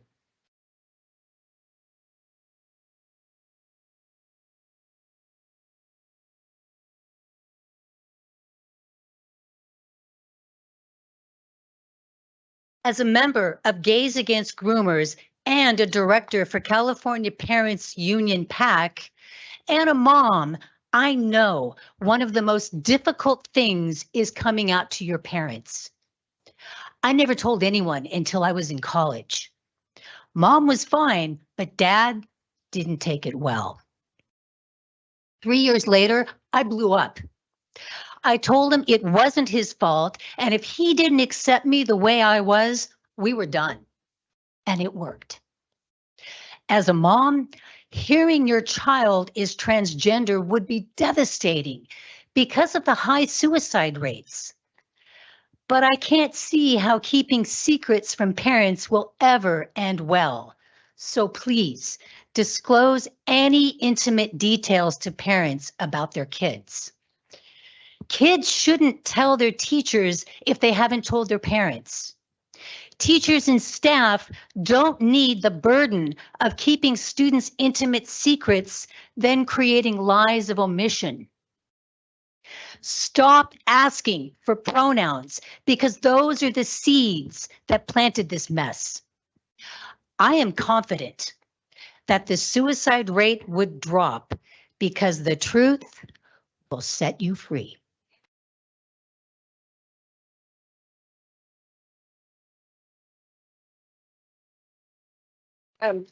Somebody left a phone up here. Jeannie Scharf. All right. And then followed by Jose Carreno. Thank you. Well, Nick, looks like you're finally getting what you want, a Murrieta circus. It's blatantly obvious that you were jealous of all the attention your pals in Chino and Temecula were getting, and you felt like you needed some attention. Super excited to see your talking head on Fox News or OAN real soon. Just like your friends in these other districts, you don't care about kids, because if you did, you would prioritize their learning, their sense of belonging, and their safety, not your own activist political agenda. Enough about you. Mr. Diffley, from my understanding, you have served this district well for 2 decades. You've seen it grow and become a flagship district of Riverside County, a shiny jewel of the Inland Empire, and yet here you are heralding in its demise. Mr. Diffley, I can guarantee you this dangerous resolution will bring lawsuits, no matter what one lawyer here says. This dangerous resolution will bring negative attention from the state, as it did in Chino. Maybe that's the point, right, Nick? And this dangerous resolution will further sow division and angst within the district, the schools, the community, and more importantly, the students. Your LGBTQ students who already have so much to deal with, more to deal with than their cis and straight peers, as evidenced by this room full of hate and fear, are going to feel unseen and unvalued In fact, as Rudy was stating that heterosexual parents don't want homosexual children, I saw many over here who are for this policy nodding along. How can we expect students to trust these parents to lovingly support them when they openly admit that they don't want homosexual students? This policy is truly about homophobia. But the worst consequence that will come from this dangerous resolution is that kids will no longer have that one trusted adult in their life, which we know saves lives. In fact, as you've heard, it can reduce suicide rates by up to 40%. Mr. Diffley, did you hear that? 40%. Are you really willing to be responsible for a 40% rise in Murrieta District suicide rates? Let me tell you how it goes when a student tells me they're gay, trans, or non-binary. The first thing I say is, I see you and I value you as you are. The very next thing I say is, do you have a parent or family member that you can talk to? If they tell me they cannot talk to their parents, my next step is, let's talk to a counselor or a social worker. I've been an educator for 23 years, and my peers and I, my colleagues, we talk about this, and this is exactly how it goes. With this resolution, no, I'm going to skip to the end because I'm running out of time. Mr. Diffley, when the first, second, and third Murrieta LGBTQ students take their lives because you took away that one trusted adult from them, that, sir, will be your legacy, and we will make sure you remember it.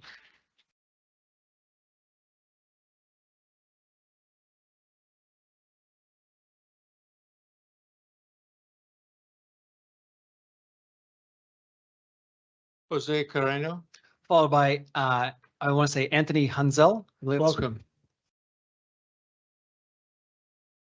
Members of the board, Mr. Andrews, good evening. First, before I start, I want to thank you, Mr. Diffley, and I want to congratulate you on having a intestinal fortitude to bring this up.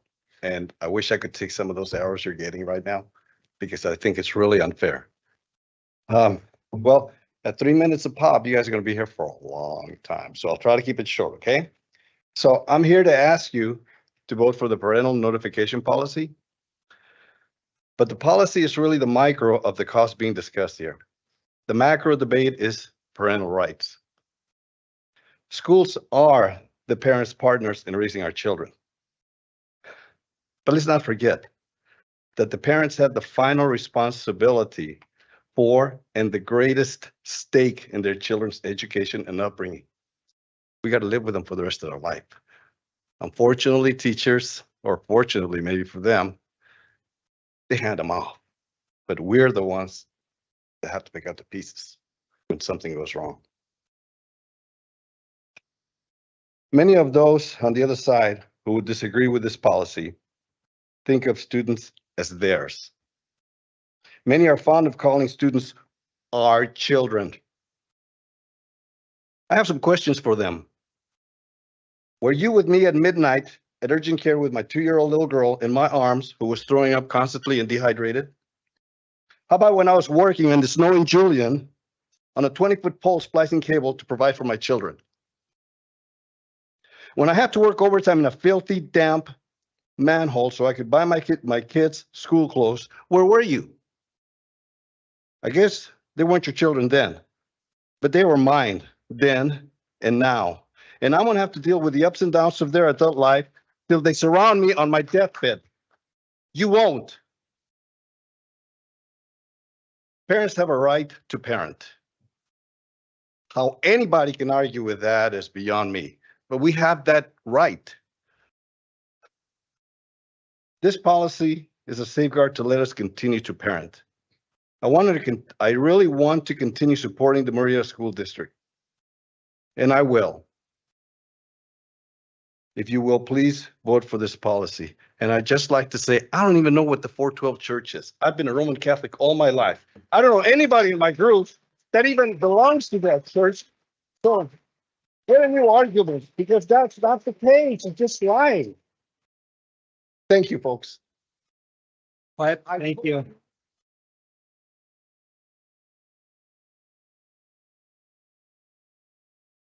Quiet, please.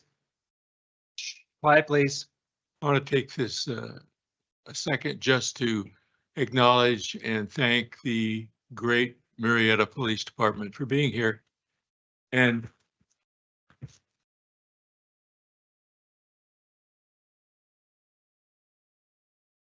the help that they give us on our campuses every day. Appreciate it. Let's see. Okay, back to Anthony Hunter. Number 34?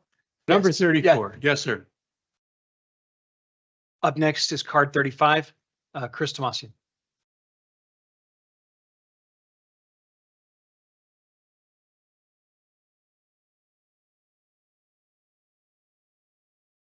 Is it Hunter or Hunal? Hunnell. Hunal, thank you. Yeah, Anthony, but I go by Tony.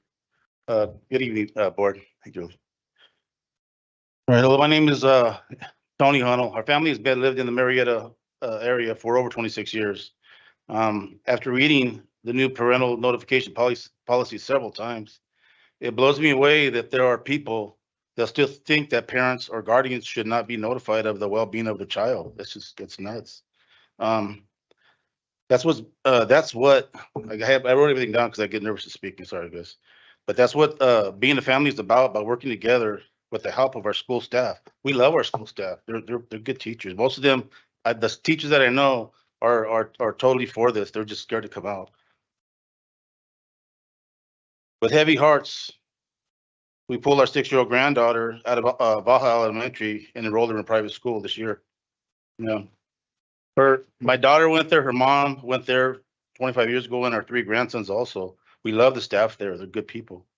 But the principal had allowed some teachers to post some LGBTQ flags in their classroom windows that was visible to everybody.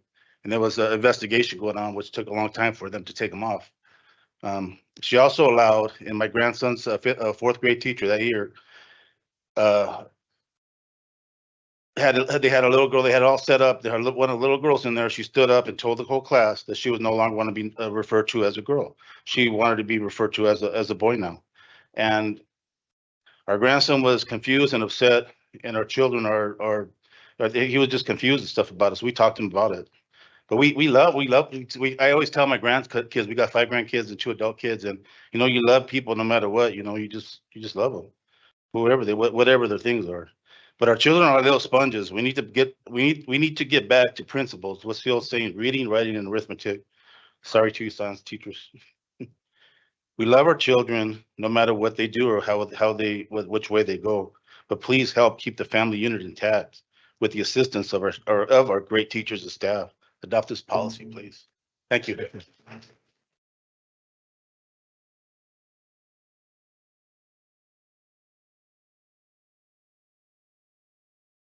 Welcome. Up next is Stephanie Holloway. Hi, thank you. My name is Chris Tomasian. The school board trustee's role includes protecting the district's financial resources as well as its students. The proposal to use Chino Hill's parent notification policy risks the district's financial assets. The policy violates several state and national policies, and if passed, will require the expense of funds to defend the district, as well as the waste of valuable staff time. This money that should be spent on the arts, career technical education, special education, and other valuable programs. Our staff should be working on programs and activities that will enhance student learning, not answering questions from the state.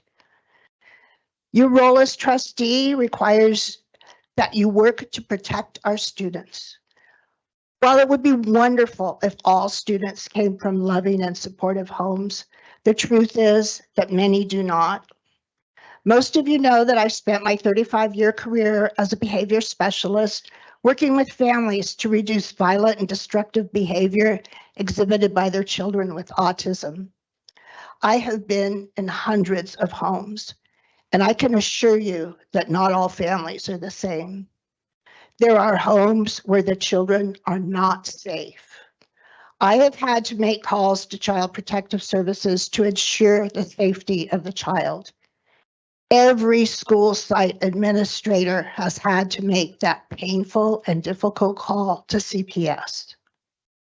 There are children in every school who need our protection, and this proposed policy denies each child protection from harm. Whether it is the protection from a violent parent or protection from suicidal actions, every child must be assured that their school will guarantee their safety. That is your job.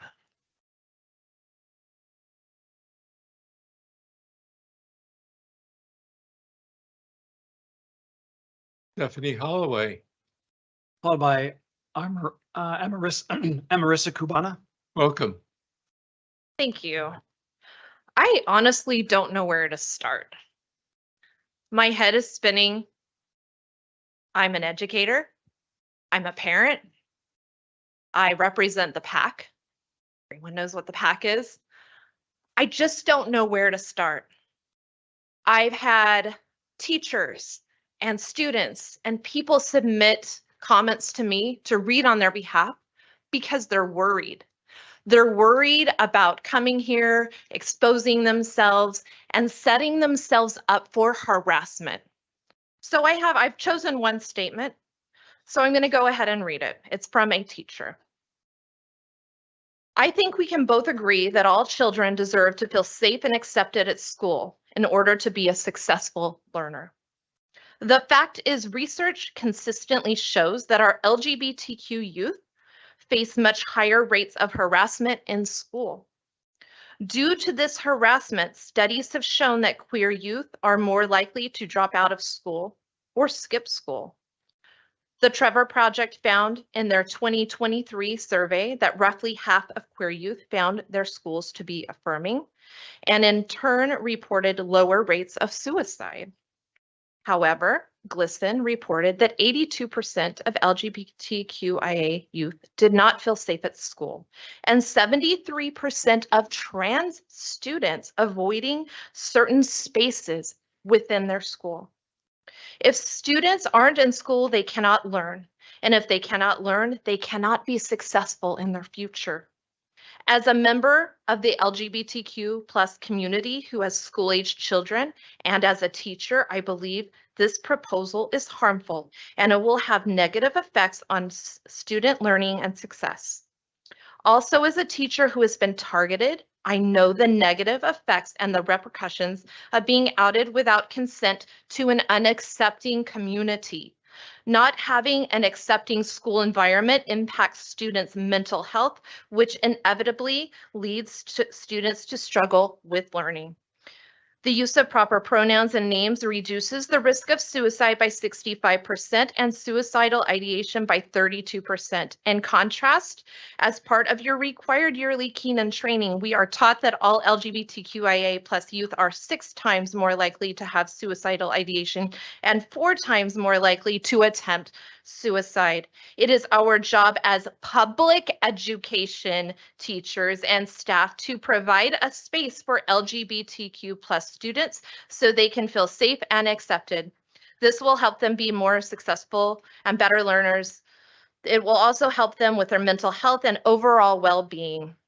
There's more, but my time's up. Thank you.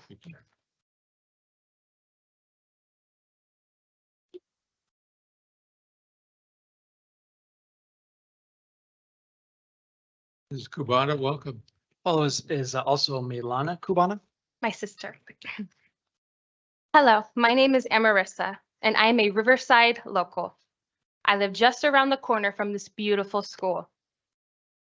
It wasn't too long ago that I myself was a high school student. Someone very close to me recently prevented a teenage boy from jumping off of a bridge in Temecula.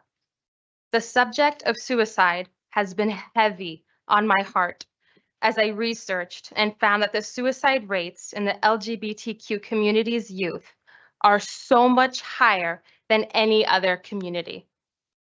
This is unacceptable. As a society, we should be outraged. The #1 tool that mental health professionals recommend to prevent suicide in teenagers is parental involvement. This policy will help prevent the suicides of the LGBTQ community, not increase them. We see the statistics and they are horrendous. Let's see what happens to those statistics if we as a society implement this policy, not only in Murrieta, but nationally. My guess is the suicide rates will be much lower. You have already heard today from an incredibly brave young woman named Chloe Cole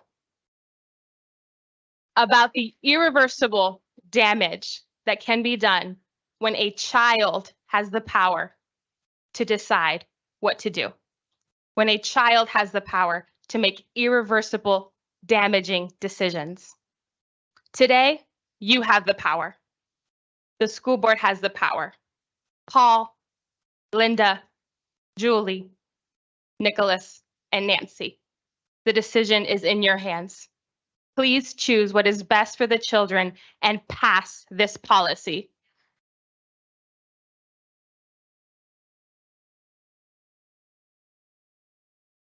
Proteger a las niños y las niñas antes que nada. Thank you.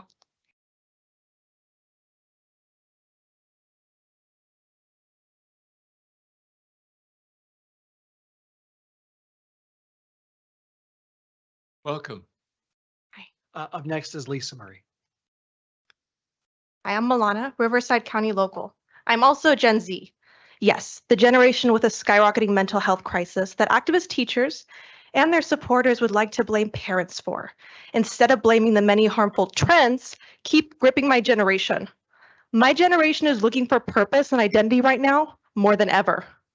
I want to encourage teachers to stop and think. You are not mental health professionals. You are not qualified to keep secrets. I'm hearing about suicide. I'm hearing about possible child abuse. If you have grounds to suspect a student is being abused at home, don't just delight in being a trusted adult for them. Why don't you get help from people who can actually rescue the child from physical violence? Why isn't that happening? Be an advocate for students and parents. Bridge gaps. Communicate. Be a source of light, not secrecy. Not every family is privileged with having a stay-at-home parent. Some parents have to work multiple jobs to get by. That doesn't mean that they don't love their child. Those hardworking parents should be able to trust that teachers and staff will notify them if their child is going through a major change at school, especially if that change could end in suicide. Please do better. Thank you.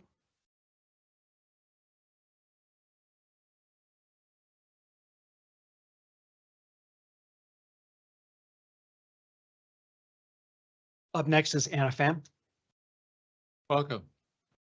Good evening, Dr. Andrus and members of the board. My name is Lisa Murray, and I'm actually here to give you a break from agenda item G3 for a minute.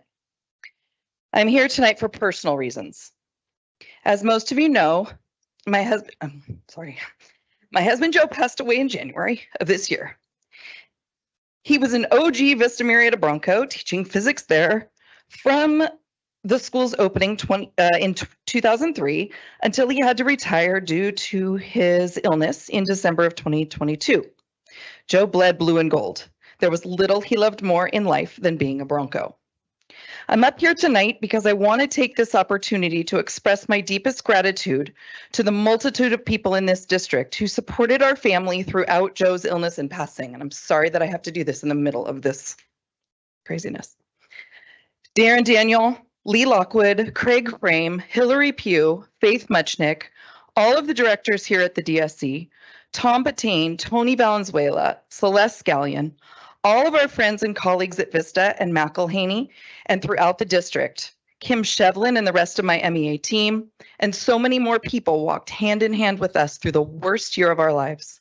I truly could not have made it to this point without our MVUSD family. I mean it when I say family. This district is made up of a very special group of people who come together to support one another in the best and worst of times. We need to do everything in our power to preserve what we have worked so hard to create and build in this amazing district, not only for the benefit of its employees, like myself and my late husband, but also for its students and their families. Thank you all again for all of your support. There truly are no words to completely express my gratitude.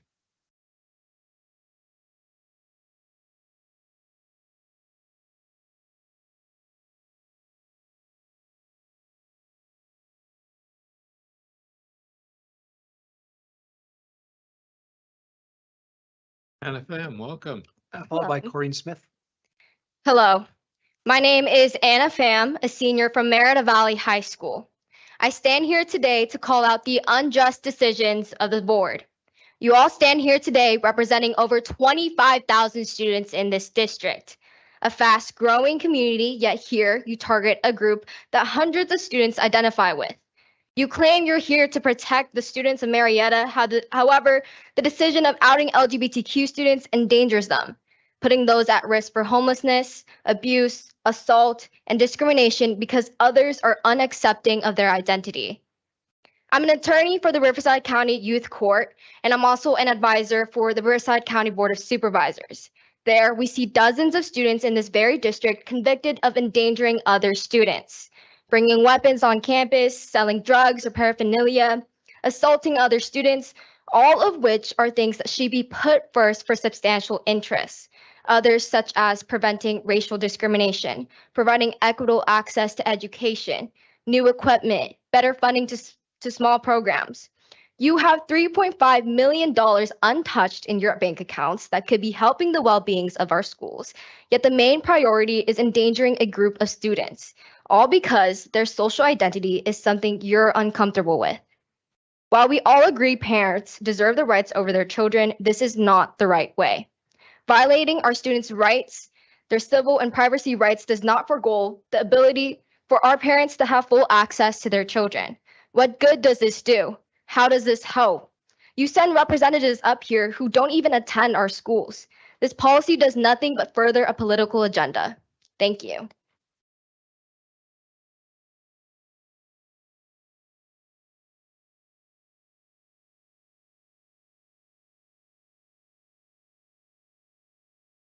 Corrine Smith, Followed welcome. followed by Elijah Reading. Good evening, members of the school board and all who are in the audience today. My name is Corinne Smith, and I am the senior class president and a heavily involved student at Murrieta Valley High School. Many people have mentioned how this policy has become popular around the communities around us. So let me ask you a question. If your friends jumped off a bridge, would you? As adults on the school board, you clearly do not understand the gravity of danger this policy places upon transgender students.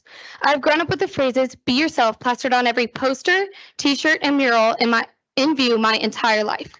I've witnessed how quick some of the adults are immediately to take this phrase away as soon as someone doesn't fit into their ideal cookie-cutter form they were imagining. The phrase "be yourself" was transformed into members such as Shaw on the Chino Valley School Board, in which this policy was derived, stating, "We are making sure parents know that they are sending their kids here to be taught, not to be anything else." Parents, the only thing you would have taught your child is that they cannot trust the very people who are supposed to aid them as they prepare for the world. The people in support of this policy are not in support of students, but are rather in support of the invasion of privacy, distrust, and creating an environment that is hostile and discriminatory towards these students just because they are different from the opposition's view of normal. By forcing educators to notify the parents, you would be removing the foundation of being an educator to create a safe and caring environment to learn and thrive. I refuse to have the students' community infiltrated by an opposition attempting to push a political agenda on children. By removing this integrity of that haven, that school is supposed to be for students. A school is supposed to be a haven where we can learn, be ourselves, and develop ourselves into the human beings that we want to be in our lives. If students choose to talk to a trusted adult before their parents, it is for a reason. Those who argue that this policy protects family bonds fail to understand that some parents and many students at these schools are not accepting or compassionate as the opposition portrays themselves to be. And this policy would expose trans students to the danger of abusive or unaccepting households and classrooms. Members of the board, I must remind you, you are compelled to protect students. You are obligated to support students. You are supposed to ensure equality for each student. However, proposing this resolution does the complete and utter opposite. You are advocating for intolerance and hate. To agree with this policy is to fail each and every student currently in this system and to come. Furthermore, I would like to encourage the adults in this room to act like one. I cannot believe the amount of disrespect and distractions that have taken place in this room. Despite which view you represent inside this room, we are all human beings. And if I, as a 17-year-old, can sit quietly and wait my turn, I guarantee you can too. Thank you.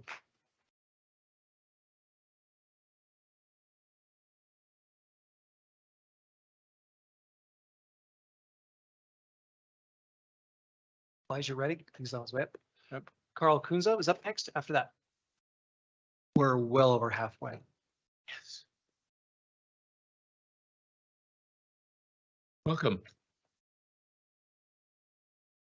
Good evening, members of the board.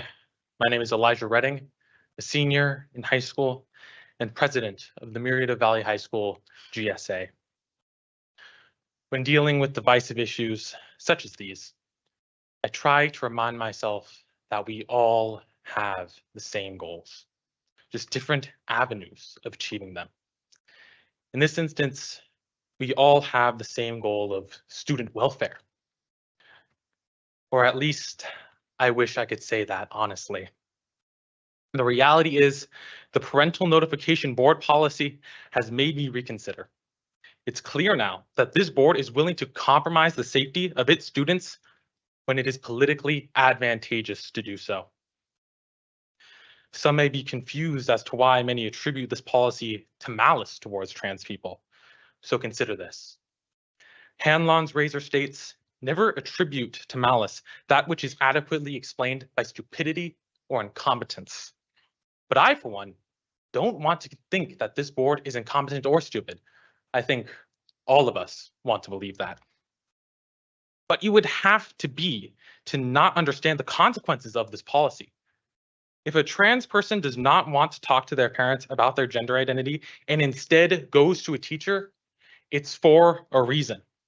So many transgender students fear backlash, abuse, or abandonment if they come out to their parents, and too often their fears are justified.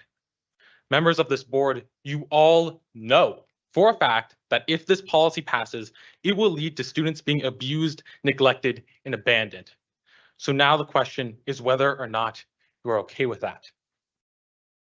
But to diverge from that question, I want to dispel a myth that has been proposed here tonight.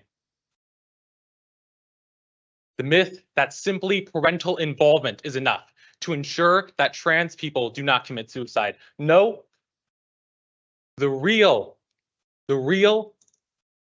thing that helps is parental support. It is not simply enough to be involved. You have to support your transgender child, affirm their identity. So now we return to the question. The answer is in your vote. Are you okay with throwing trans people out to the wolves for political gains? So answer correctly, or the blood is on all of your hands. Thank you.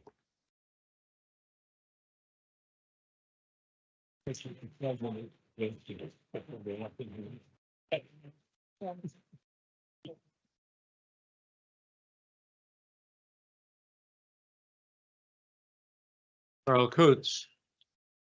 Carl Kunza. Carl Kuntz, anywhere? Carl Kunz. Last call for number 46. Going once, going twice. Michelle Singleton. Michelle Singleton.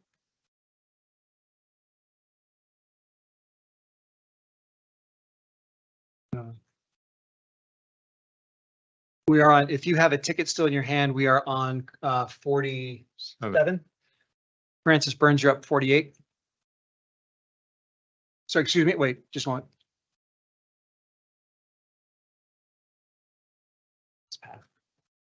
46 and 46, we're missing 46. 45.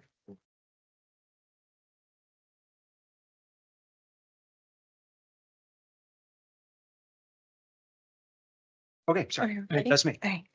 Good evening, board. I'm speaking tonight in opposition to agenda item G3.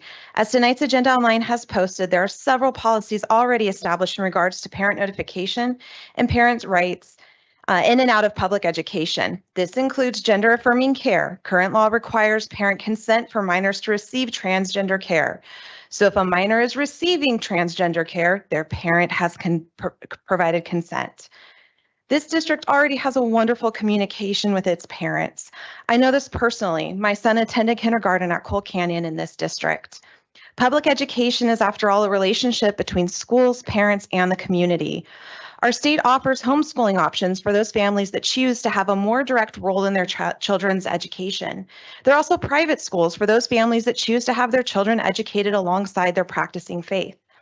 The policy at hand this evening violates privacy rights for minors that are protected by FERPA, the California Constitution, and California Ed Code. That is why Chino Valley is currently under investigation by the California Attorney General for civil rights violations after instituting this very policy Murrieta is looking to mirror. I would also be suspect of legal advice coming from councils such as Advocates for Faith and Freedom that donated thousands to the IE Family PAC this last election cycle that got 3 members in Temecula, 1 on your board and 1 on Lake Elsinore's board elected. Please.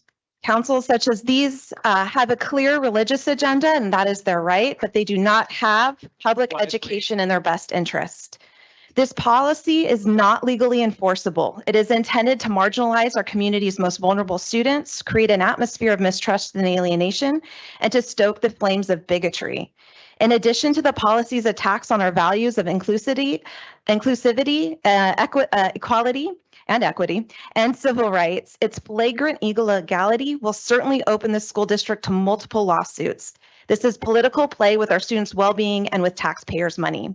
Lastly, I would encourage the board in their discussion of this item to explain how this issue even came to the attention of school board members Diffley and Pardue. How many parents actually contacted you? Are these 2 board members with concerns that their teachers were not notifying them about their gender identity? And if it's not parents having this concern, then who is it really? Thank you.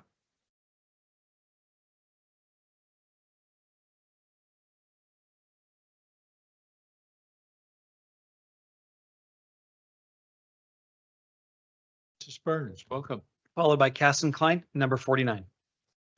Good evening, board members, President Diffley, Dr. Andrus. I hope you all are well this evening. Before I begin, I just want to say that very happy to see Isabella on the board. I'm sure she's very deserving of that seat. She was a student of mine several years ago at Thompson Middle School, and one of the best students I've ever had, actually. So congratulations for being on the board.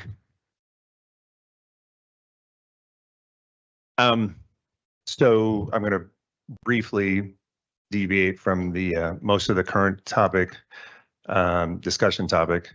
Back in, I believe it was late May, early June, I was talking before the board, and I asked the board to reconsider or consider modifying the student code of conduct, in the district, because I raised several concerns about things that were being done way out of line, especially around the cell phone use. I want to thank board members Vandegrift and Diffley and Young for contacting me and communicating back and forth, and for Dr. Andrus too. So I just would encourage you, if you haven't already started that process, please continue that process. And if you either are able to tonight, give a brief update, that would be fantastic. I appreciate that. And as well, I do want to say that I am grateful for the new cell phone policy that has been implemented at the middle school level. And thank you, Board Member Lund, for your help with that as well. I think that's going to make a big difference in student behavior on campus, and also just general safety. So thank you all very much. I appreciate it. Regards to the topic that has been being discussed mostly this evening, normally I speak pretty confidently and with clarity. And I'm not so sure how much I can add to the conversation this evening. It just seems like it's a very complex and sophisticated issue. Clearly, these students, they do need help, counseling help to guide them through the process because it's such a sophisticated issue. I got to tell you, though, I am uncomfortable as a teacher in this school district knowing things about a student as it pertains to this issue, and their own parents may not know that. That makes me very uncomfortable, just being honest with you. It seems to me that common sense would dictate that there's got to be some way to be able to involve the parents because it is critical for a student's well-being. Thank you very much for listening.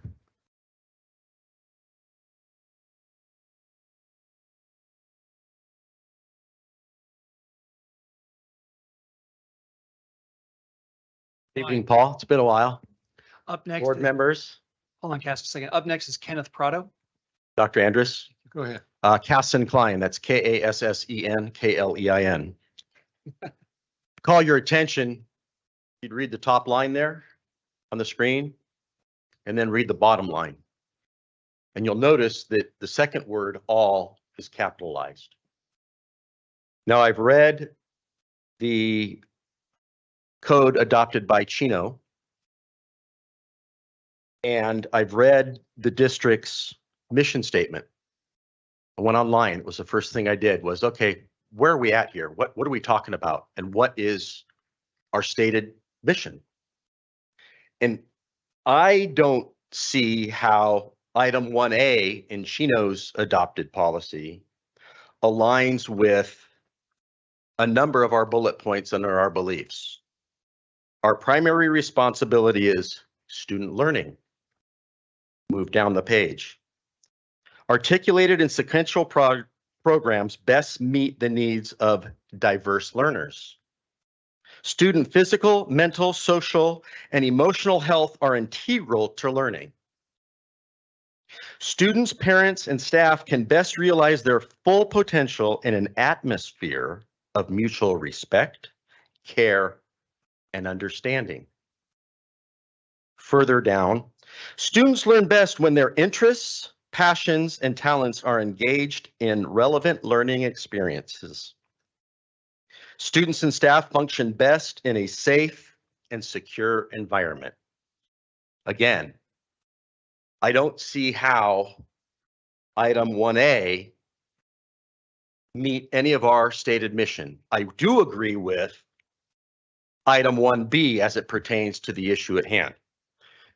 Heard a lot of things tonight. For the record, my parents moved here in 1983. My stepdad served on the MV site selection. I moved my family here in 2000. Have been engaged with the city on many, many aspects. I've heard some speakers say some things tonight about local control. Absolutely. We know the governor is in Temecula's business.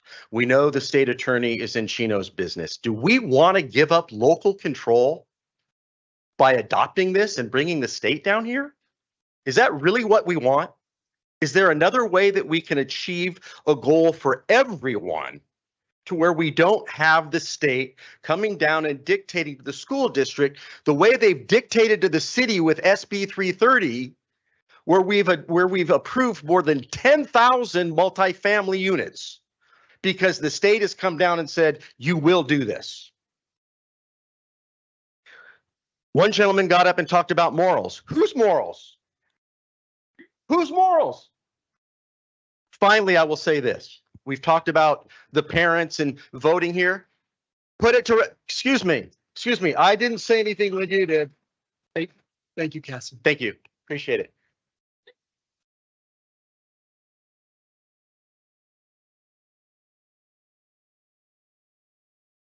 Quiet, please. Quiet, please. Let's be respectful. Prado. Quiet, please. Following next is Tracy Nussbaum. Welcome. Great. You're on. All right. Good evening, board, superintendent. My name is Kenneth Prado. First, I just want to applaud the students on both sides that found the courage to actually get up here and address the adults in the room. I applaud you for your courage and your dedication to what you believe in. I've heard a lot tonight, and of course, those that know me know I could come up with some great explanations to try to sit there and come up with a reason why maybe my perspective is correct, or sit there and support somebody else. So a lot of things have been said tonight, but I just want to come to you as a dad. A lot of us have kids in school. I'm a blended family with my wife, and we have 7 total children. 2 are still in K through 12, and they're just entering 9th grade. But for those that haven't experienced what parents and as a dad has experienced these past years, just to take a moment to listen to me in the history of things I've had to endure as a dad and as a leader and as a provider and as a protector of my family. Where I live, it was Friday, it was the 13th of 2020, and I got a phone call to come pick up my children from school. A lot of you got that phone call also, right? But who did they call to come pick up the child? The parent.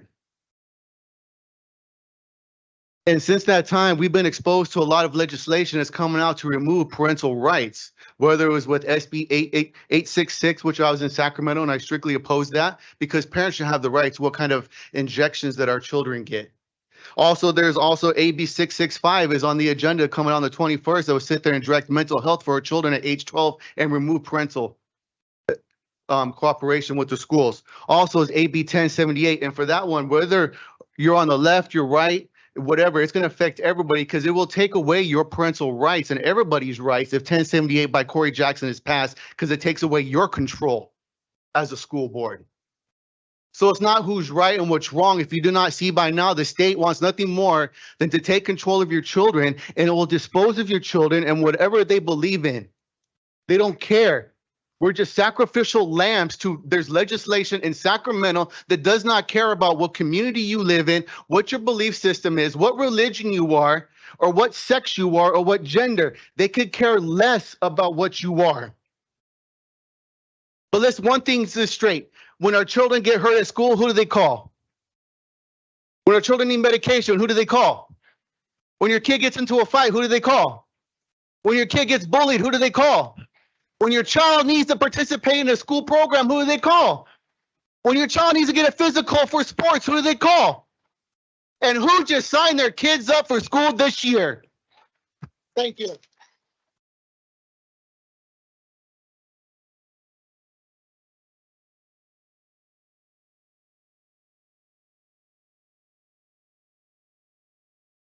Trustee Nussbaum, welcome. That's me. Just real quick, up next is card number 52. I can't quite read the hand. Cameron, anyways, number 52 is next. Thank you. Hi, my name is Tracy Nussbaum. I'm in this area. I have 4 children. They are 22, 19, 18, and 10. I also serve as our synagogue president as well. And I, and like some of the things you have heard tonight, I am actually thrilled and proud and honored to have a transgender son. I am honored and I treasure my non-binary teen as well. And let me tell you something. If you have a transgender teen and they know you are a safe place, they would have already told you. And if they haven't, it's because of the stuff they have heard in this room. I have had people in this room that I see often ask my son what is in his pants. People in this room that asked you to pass this. I have had people in this room call me a predator for raising my transgender child. The biggest thing you can do is provide safety. And what safety means is not being outed by anybody but themselves, period. Because let me tell you, I am the one, unless you guys are up there and these kids are sleeping at your house, then you don't have the experience to know what's going on. And the bottom line is, unfortunately, the people that are, and the children who are coming to my house to escape their abusive households, I'm going to be honest with you, they are not from Jewish households. They are not from Muslim households. They are not from they're from evangelical families. They're not from the atheist households. There is something going on in our community, and we need to be able to equally represent everybody in our community, but at the same time, we must stand up for those who are different from us. and we must protect these children.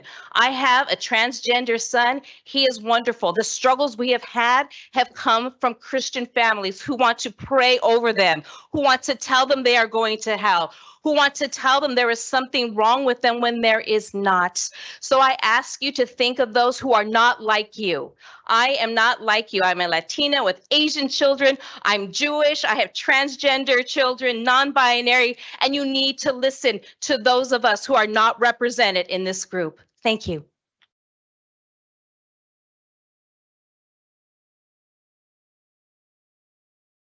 Sorry, Cameron. Thank you. Yep. Could you tell us your last name? Bardasevich, sorry for my handwriting. That's okay. Thank you. Up next is Susan Stein. Okay. Welcome. Thank you. My name is Cameron Bardasevich, and I'm the president of the Youth Pride Association, a national nonprofit working to support LGBTQ students. I was a student at Murrieta Valley High School from 2015 to 2019. During my time at MVHS, I was ridiculed, harassed, bullied, and even assaulted at school for being gay. While I suffered torment from my peers, my studies also suffered. It got to the point where I was seriously considering ending my own life. I founded the Youth Pride Association from my experiences in your schools. I wanted to end the toxic environment we have created for LGBTQ students so that no students would have to suffer like I had. Recently, I've spoken to students across the country who have been placed in foster care systems as a result of similar legislation and policy. These students were outed by their teachers after seeking their support. As a result, they became victims of bullying, violence, and even child abuse. They were ripped from their families, friends, and school to become another number of the system. When we spoke to these students, they expressed how they wanted to take their own lives after what they had been put through. They told us about the pain that they were feeling after being rejected by their family and their peers, how they wish people would just accept them for who they are. LGBTQ students are already disproportionately affected by depression, anxiety, harassment, assault, self-harm, homelessness, and substance abuse, just to list a few, as well as increased disengagement from our schools and lower performance in school. This policy would ensure that these significant disparities would only increase in local schools. On top of the human costs, the actions the board has proposed today are in a direct violation of AB 1266, Title IX, under Brostic v. Clairton County, the Office of Civil Rights Guidance, the California School Board Association's guidance, state recommendations, and recent rulings by federal judges, as well as the state and U.S. Constitution. It should be noted that a meta-analysis of scientific studies has found that the detransition rate is actually less than 1%. The policy, this policy is not to protect the trans students. It is not to stop them from telling their parents. It is only to harm them. This policy is a matter of life and death for the many LGBT students in Murrieta Valley. You are putting these students at risk for child abuse, bullying, harassment, and self-harm. Rather than considering making these lives of students in the district even more insufferable, you should consider what you can do to, as a board, to improve the conditions for all students, as your mission statement says.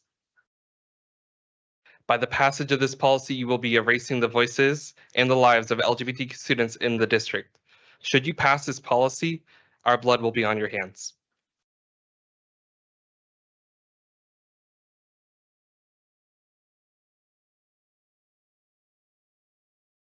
Susan Stein, welcome. Good evening. One more.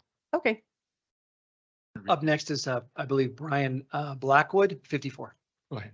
Thank you. Good evening, board and elected board members. I appreciate all of you. I want you to know that, aside from what you've heard tonight.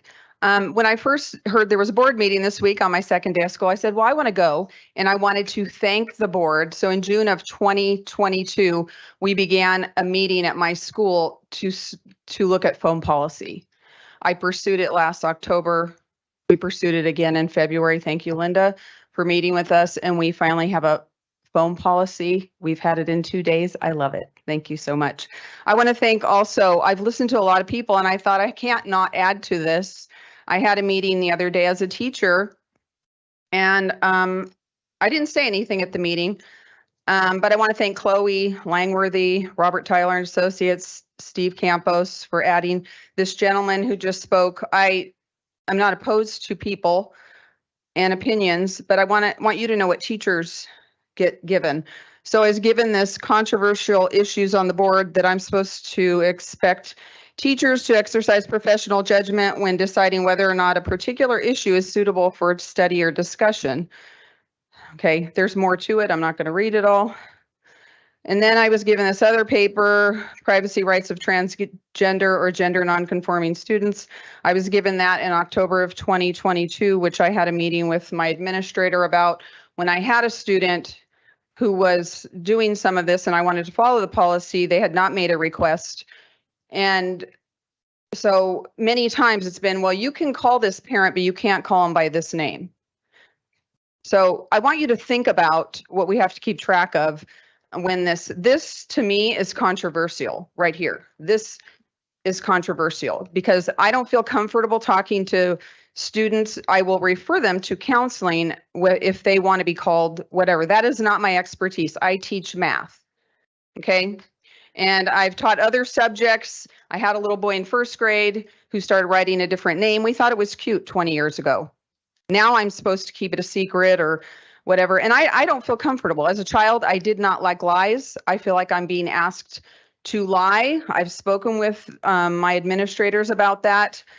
I also feel like when we say parents cannot know, I feel like we are undermining the trust of parents, that we are assuming every trans, bi, whatever student, that we are assuming that they are abusive parents. That's what I'm hearing tonight, and that we are assuming all the bad things. And I'm sad about that because I don't believe that about parents. I've met them. And what I want to say to you is that this policy, I don't know the ins and outs of it, but I think that parents need to know, because the kids I've had need help. I can't help them. That is not my expertise of behavior. They need their parents' help. Thank you.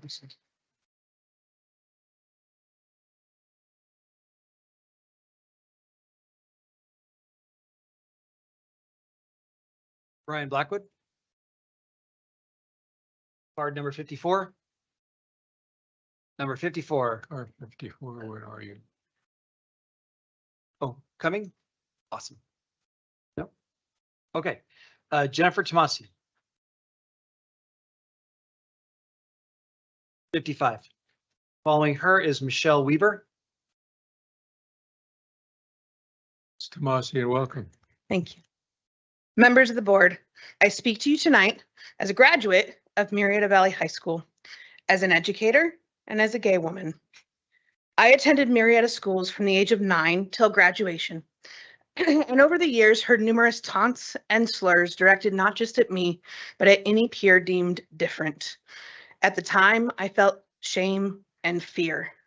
Cameron, get back there. I am sorry, it has not changed in 23 years. I did not know who I was then, and I definitely was not ready to have that conversation with my own parents. If I had been outed then, I don't know that I would have been able to handle it. As a teacher myself, the first time I had a student come out to me as trans, the only instinctual question that crossed my mind was, how do I help support this kid? Because as educators, that's what we do. We support kids, all kids. Over the years, I've had dozens of students come out to me, including transgender and non-binary kids. And some of them have had wonderful, amazing, supportive families. And I wish that was so for all of them, but it was not for all of them. In fact, one showed up in my office to let me know that their parent had tried to beat the gay out of them. I, like each of you, am a mandated reporter. And so I did what we all should do when a child is in harm's way. But here we are tonight, discussing a policy that will put children at risk, not just from potentially abusive parents, but also from their own mental health demons. Mr. Diffley, I have known you since I was 11 years old, and you have always been a champion for the arts in this district. You have sought to ensure that students have the supplies and support they need in order to pursue their passions. Here, like everywhere else, the arts are a safe haven for queer kids, a place where they can be creative and express themselves freely. But kids cannot be creative or express themselves when they feel fear and shame and are worried about who in their world will betray them next. There will be kids that will be harmed by this. There may be kids that rather than face their differences will kill themselves. And I know that each of you up there can protect kids and will protect kids and do the right thing. Please, Mr. Diffley, think about all the kids. Thank you.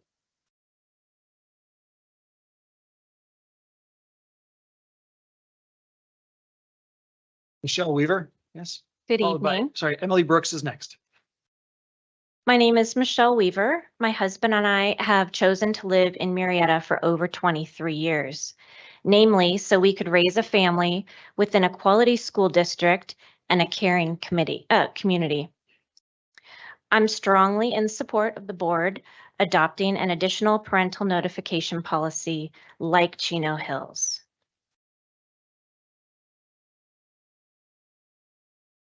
I speak solely as a parent. And as a parent, I am my kids' most important educator. Children need their parents' love, support, guidance, and wisdom. And if parents are not informed, they cannot help. They cannot be there for their child when their child needs them the most. As a parent, the well-being of my children is actually my top priority. And I would say a huge majority of parents place their children as their top priority. Most parents are good and love their children. I don't want us to lose sight of that. If children are being bullied, subjected to abuse or assault, or questioning their gender identity, they need their parents. They need the people who love them the most in this world to help them through it. When I gave you permission to educate my child, I did not give you permission to excommunicate me from crucial events happening in my child's life. I have the right to know what's going on with my child, who is my most precious gift, the one I would do anything for, because as her parent, I trust that I have her best interests at heart, more than a stranger, more than any teacher, and certainly more than the state of California. Parents are inherently good and love their children, and I ask that you support parental notification rights and pass a measure like Chino Hills. Thank you.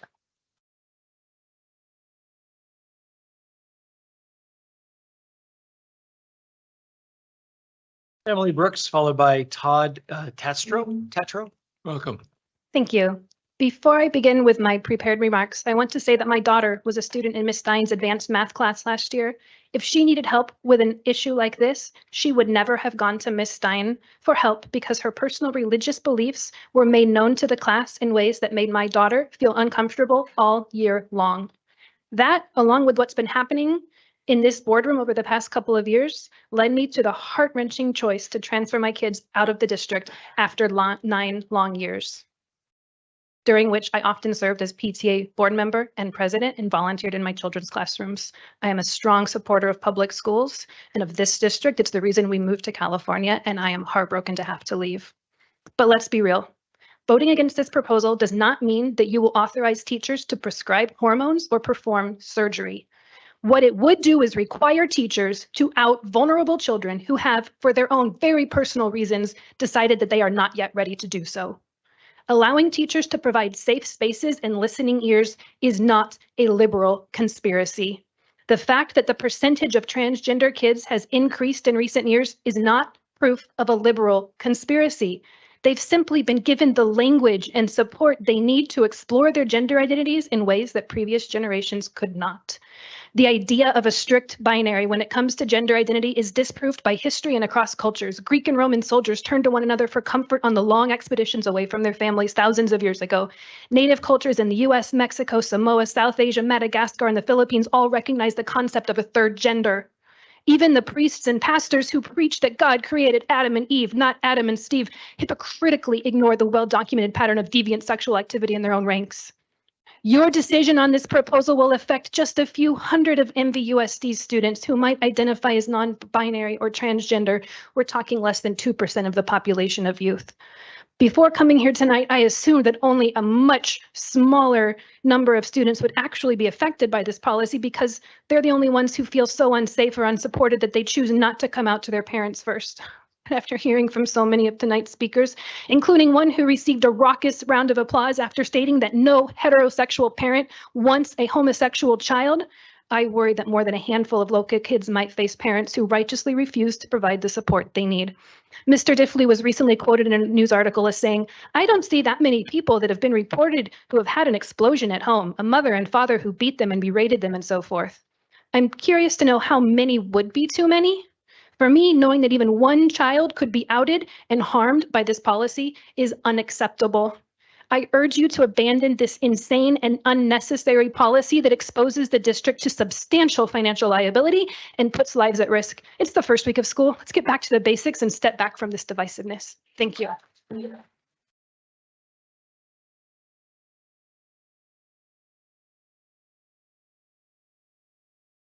John Vasquez. Or number 59, John, oh, there you are. Oh, where did 58 go? Oh, sorry. Okay. Why does it say 59? Sorry. 58 is You're Todd too fast. Tetra. We are too fast. All right. 58, Todd Tetra. Todd, thank you, Todd. Okay. Sorry, up. You want me to take it still? We're good? Okay. Go ahead. You did it. I thank you, board and everyone for coming today. I am a teacher at Murrieta Valley High School. I've been teaching for 26 years. I am not married. I don't have children of my own. I've had thousands of yours. Okay. That doesn't make me their parent, but it does make me someone that they might come to for advice or support. The only thing I know from all of this is that I have to teach all your children, whoever they are, and I can't judge them for what they do. Knowing that some of them will not talk to their parents is very telling. Okay? That to me is a warning sign. So a blanket ruling would not work. So the way I see it, this policy as it stands is untenable. Something else needs to be done. The current notifications, there's literally dozens of notifications. This is pretty much the only possible thing that isn't already documented as part of our policy. Parents have unlimited access to everything else. Okay? This is not an attack on your rights. This is a brand new thing that someone has decided to include. Okay? You don't necessarily don't deserve it, but some parents definitely do not. Okay? Now, the basic choice that I see is between three things. Okay? You can love your kids, you can hate them, or you can fear them. Okay? What you're going to choose. Thank you.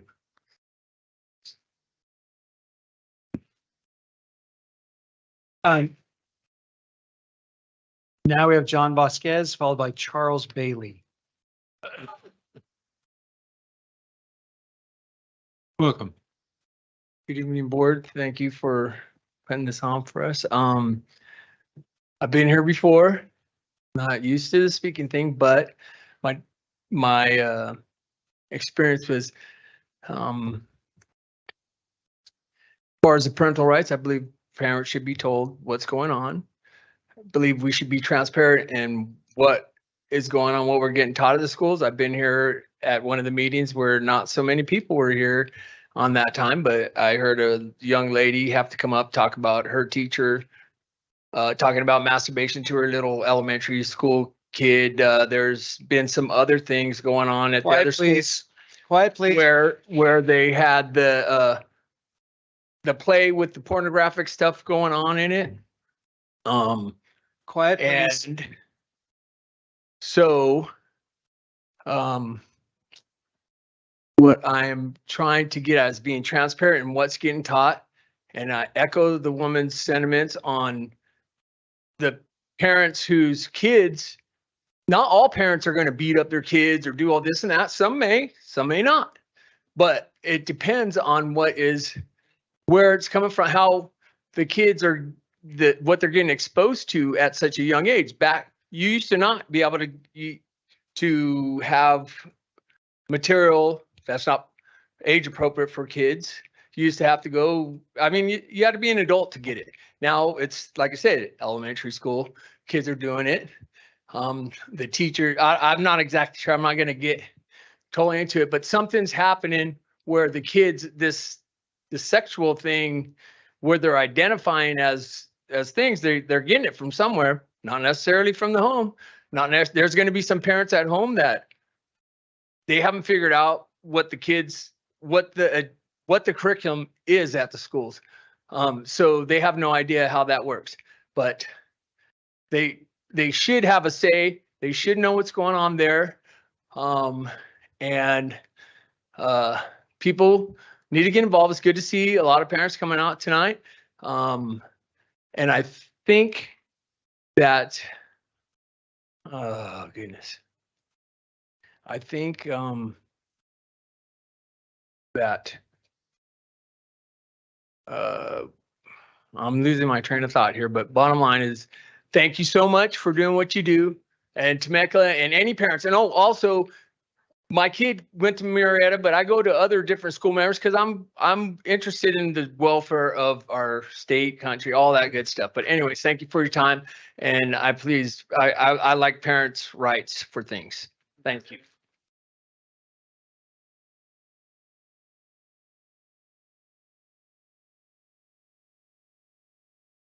Mr. Bailey? Mrs. Bailey.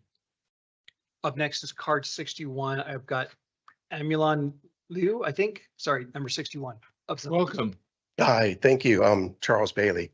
I just want to share a story with you from my son's, Jonathan Bailey, involvement or encounterment in class, in the English class. The teacher had assigned a project for them to write on a political issue. And after he had turned it in and the teacher reviewed it, she failed him for it. We believe it's because of that paper, simply because she didn't agree with his view on the political statement that she had asked him to write about. And because of that, he had to go to summer school. And he missed the summer spending with his grandmother and his cousins back in the Midwest. At first, he thought he was going to be derailed from graduating that on time, but it turned out he did. But the thing about it is just that after the teacher had failed him, he thought that he had a right to state his own opinion, and the teacher just destroyed that image for him. And because of that, my wife and I had to just continue to support him and encourage him that he does have an opinion. Everybody has an opinion. And unfortunately, the teacher made him feel like he didn't, but he did get over it. But it's just the fact that the teacher shouldn't be doing things like that. Thank you. Thank you.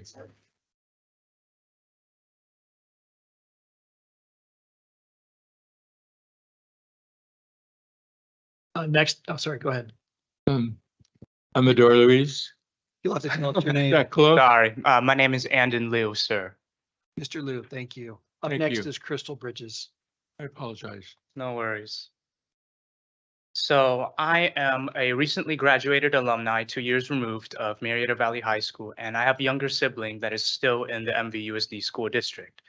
And so for me, I find it very concerning that this bill has been proposed because quite frankly, we have conjured up specters and phantoms that really don't exist. This notion that there's this conspiracy to hide from parents, this illicit teacher-student relationship, quite frankly, is unreal and unsubstantiated. There has been no instances of something that warrants such a bill. Moreover, this idea that teachers are intentionally concealing things from parents, information that parents want to know, I believe is a falsehood, quite simply, because when we see this, what we're really seeing is this fear of a parent who would like to know something more about their student, because obviously parents care about their students. That's inarguable. But in this instance, we find that parents want to know their students so well that they would want to violate this notion of privacy. And again, this bill has been argued to be unconstitutional as it does not respect the right to privacy in the same sense that a therapist would not reveal the contents of a discussion that they had with a student to the parents, right? Because it is a right to privacy. And in the same vein, as a student who has gone through my entire life through this school district, I have seen what this kind of rhetoric does to other students. I've heard, forgive my language, slurs thrown like fag, faggot, tranny, all at students who are doing nothing but existing. And so when we encourage this kind of behavior, we encourage outright harassment and violence. For example, in my senior year, a freshman student was harassed by a group of boys because she was transgender. She had done nothing to them. She had not even spoken to them, but she had been singled out and targeted. And I feel that when we promote this kind of bill, we are promoting a outright politically motivated bill that really serves nothing to protect students or their relationships with parents, because the truth is never coercive. You cannot reveal the truth by force. Truth is something that comes out on its own. And when we create an environment for students not to feel safe to come to their parents and share things, they will hide them, not because of some sort of conspiracy, but because they do not feel safe to tell the truth to their own family. Thank you.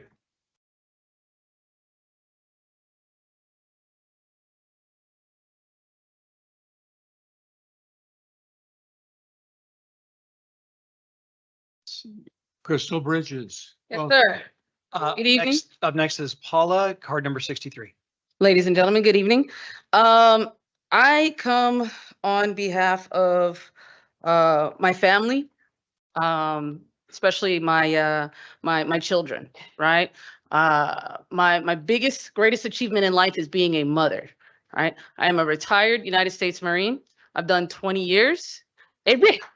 I've done my 20 years, right? Served my country. My wife is currently still in. My wife and I have 2 children, right? We have 2 kids. We own a home, right? Everything the American dream was supposed to be, we have accomplished. I knew that I was bisexual because I'll be honest with you, it could have been anybody, but I chose my wife. But I knew in the 7th grade. I went to my PE teacher, Mrs. Huerta, in Yuma, Arizona, and I told her. And you know what she told me? She said, well, is she pretty? That let me know that she did not care either way. I trusted her and she kept my secret, even still now. I'm going to move on. So somebody spoke today about how they wanted things simple, like when they went to school. I looked at this gentleman, and I am not being facetious, but I'm not sure that he and a Black person shared a water fountain during that time. So therefore, how far are we going to go back in time to remake these mistakes of closed-mindedness? My body, my choice. That's a pretty big one, right? Why do these children why don't these children have a choice about who they can confide in? Some of the individuals I've heard speak don't seem open-minded or accepting to different. I wouldn't want to entrust my deepest, darkest secret with these individuals. The child isn't ready to speak about the scariest thing happening to them. And I currently have a friend that is serving in the United States Marine Corps. She is 35 years old and still has not come out to her family. She is Spanish, and that is their culture, out of fear of abandonment. What is the end state that we're hoping for? What do you believe that this child is being forced to face something they're not ready to come to terms with? Have you considered that your child doesn't trust you as a parent? Have you considered the number of children that are going to be physically harmed and hospitalized? And if so, what number were all of you comfortable with? Clearly, it wasn't 0, otherwise we would not be here having this conversation.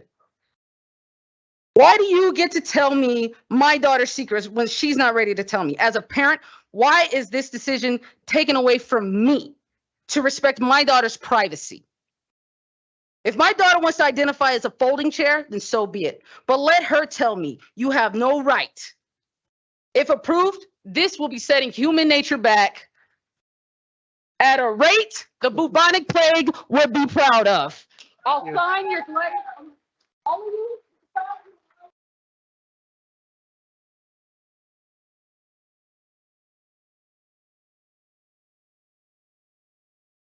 evening, I'm Paula Hizovsky. I sit on the board of Educate Advocate. Educate Advocate is a grassroots nonprofit organization that serves families with exceptional needs. Many of the points addressed in the parental notification board policy pertain to the families we serve, including bullying, suicidal ideation, as well as gender. And our website, we have a page titled Gender and Minors, which is at educateadvocateca.com, Gender and Minors. And we have a presentation that a law firm that school districts frequently contract with, which is Fagan, Friedman, and Full Trust, where they lay out their guidance for school districts on affirming identities in students' records, including students on IEPs and 504s. In this presentation on page 28, they have a slide titled Creating Prospective Records of Current Students.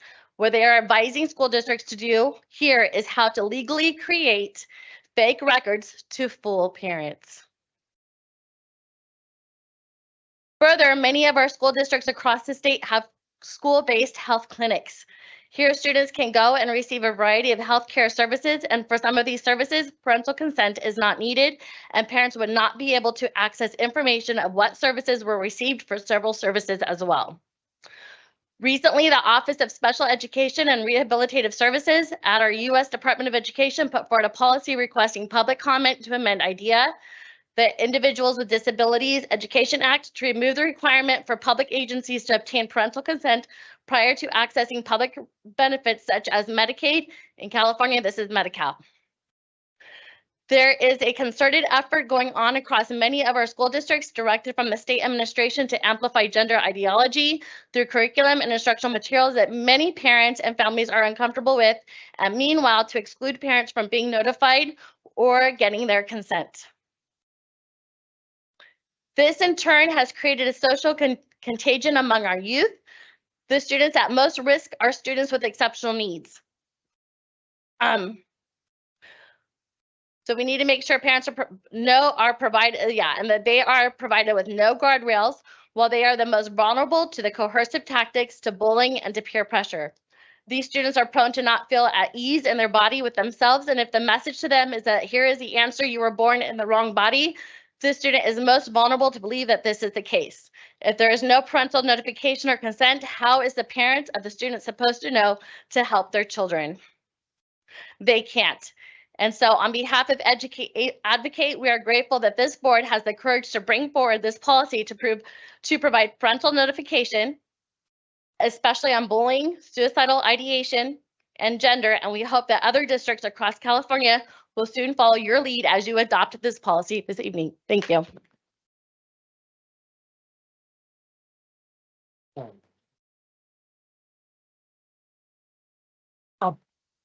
Up next is Jerry McCann, 64, and then Raul Boza. Raul Boza is next. Welcome. Thank you. I am a Murrieta resident and father of 2 children attending school in the district. I have a couple of questions that I hope you will honestly and thoughtfully consider before casting your vote this evening. Members of the board, have you ever personally dealt with someone who's attempted suicide? Have you ever tried talking to someone down from a ledge, pleaded with somebody to take a knife away from their throat, applied pressure to a self-inflicted wound in a feeble attempt to stop the bleeding, had to tell a friend, loved one, or parent that the person that they cared for is no longer living because they committed suicide? Have you ever had firsthand experience with child abuse or neglect? Have you ever had to comfort a screaming, battered child whose parents abandoned them? Have you ever spoken to a child who's afraid to go home, to the people who are supposed to care for and love them unconditionally because those parents refuse to accept them for who they are? Have you ever had to hope that something could be done to save the lives of 2 children as they lay bleeding on the floor of their house, shot by their own parent? Have you ever spoken to a parent who abused or disowned their children and asked them why?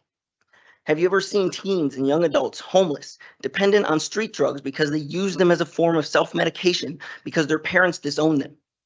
Have you ever spoken to a victim of human trafficking, only to discover that the reason they were trafficked was because their family stopped providing a loving and caring environment to them? If you haven't ever experienced any of those situations, I'm glad for you. I have. I'm currently a police officer who's been working as such in a nearby major metropolitan city for the last 15 years. Every single question and situation I presented for your consideration comes from an experience that I have had personally. I have seen firsthand the consequences of child abuse, neglect, and abandonment. The consequences of parents, the people who are supposed to love and care for their children unconditionally, abusing and disowning their children simply because the child falls somewhere on the LGBTQ spectrum. School is supposed to be a safe environment for children. Consider, if a child is afraid to disclose something such as their gender identity or sexual orientation to their parents, there might be a valid reason not to. Consider the child might have a better understanding of how dangerous it could be to out themselves to their parents than you.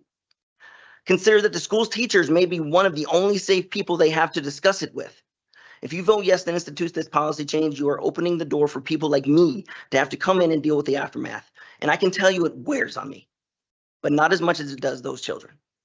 Before you is your chance to prevent the abuse, neglect, and displacement of children and literally save the lives of some in our community by not allowing this policy change. If this policy passes, I look to the superintendents to do the right thing and forbid the implementation of a policy that carries such a potential to harm the children in our community.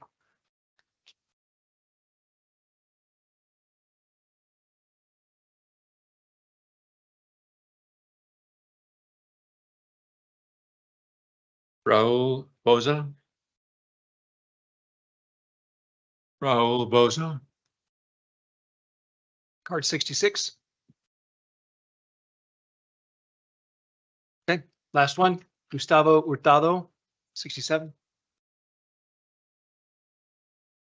Sorry, I'm wearing a shirt that says Raymond Pride Youth Alliance. You know, I'm against like adopting the proposal. So a little about me. I've like lived in the IE most of my life. I've like went to school up in Paris and went to school at UCR. Since 2015, I've been working at Rainbow Pride Youth Alliance. We're an LGBTQ nonprofit that focuses on mental health for queer and trans youth. So I have a lot of experience with this topic. I unfortunately have had to talk to like youth that are having suicide thoughts. I've had to talk people down. I've seen the spectrum of supportive like families like really championing their youth and actually making major outcome changes. And then I've seen the disaster, calamity, and violence that happens when youth don't have supportive homes. I've seen them in the foster systems. I've unfortunately had to go look out for youth in the streets looking for them. I really do think that like this policy is broad sweeping and violates like the tenet of do no harm. I heard the word most a lot of the time, but you have between 22,000 and 25,000 students and families, and CPS exists for a reason. Unfortunately, we are living in a society that is really deeply grappling with transphobia. I know I've heard a lot of top conversation today about the kind of lies and people like not being deceptive and stuff. The main reason why folks wait a while to actually come out is because they're figuring it out. They're like giving youth the chance to figure out how they want to come out and talk to their parents is a very intimate thing. I waited until my mid-20s to come out to my parents. They didn't take it that well, but one of the things I felt like really comfortable with it, as I was financially stable, I was emotionally stable, I had my support systems. A lot of these kids do not have that. And you can go to any foster home, you can go like to any like homeless clinic. One of the major kind of tragedies, unfortunately, when I started working in 2015, it was coming after a really well-intentioned campaign, really encouraged folks to come out. Just speak your truth, it gets better. Unfortunately, that led to a spike in queer and trans students being on the streets. So I find it ironic that like there is a now push to have automatic notifications, this broad sweeping government like system to out students and students who might not even be queer or trans, honestly. Like it could be a mishap and like communication, but we're putting youth in danger and having really volatile conversations before they're ready. So I ask you to like really shut down this policy and focus on like actually things that matter, like using those like $3 million for the arts.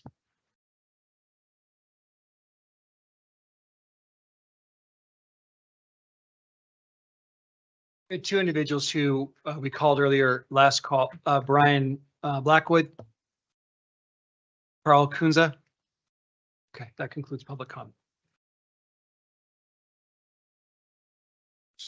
Coming up. I think. No. Okay. Done. That went really quickly. I've heard of meetings like this going until midnight, so I'm thrilled to death. I thank you for, first of all, everyone who is here. I'm glad you're here. And I'm glad we got a chance to hear the variety of comments, heartfelt in most cases, that you have. And it's something that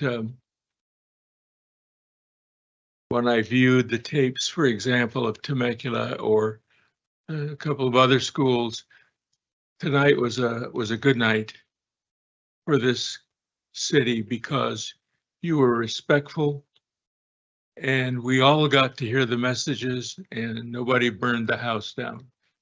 So it's great.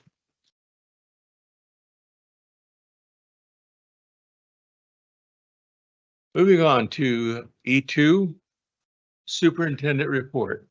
Thank you, Mr. Diffley. I'll be brief. We did spend some almost close to 3 hours on that, but it was important to hear from our community.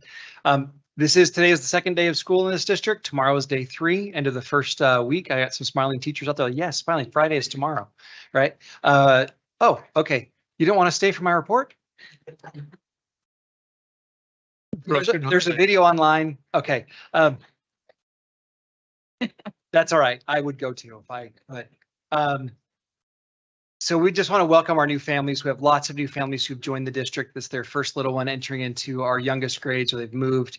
Happens every year. We introduce many new families to our district, and it's a delight to have them come and participate in our schools. We really do value working with families and cherish those little people.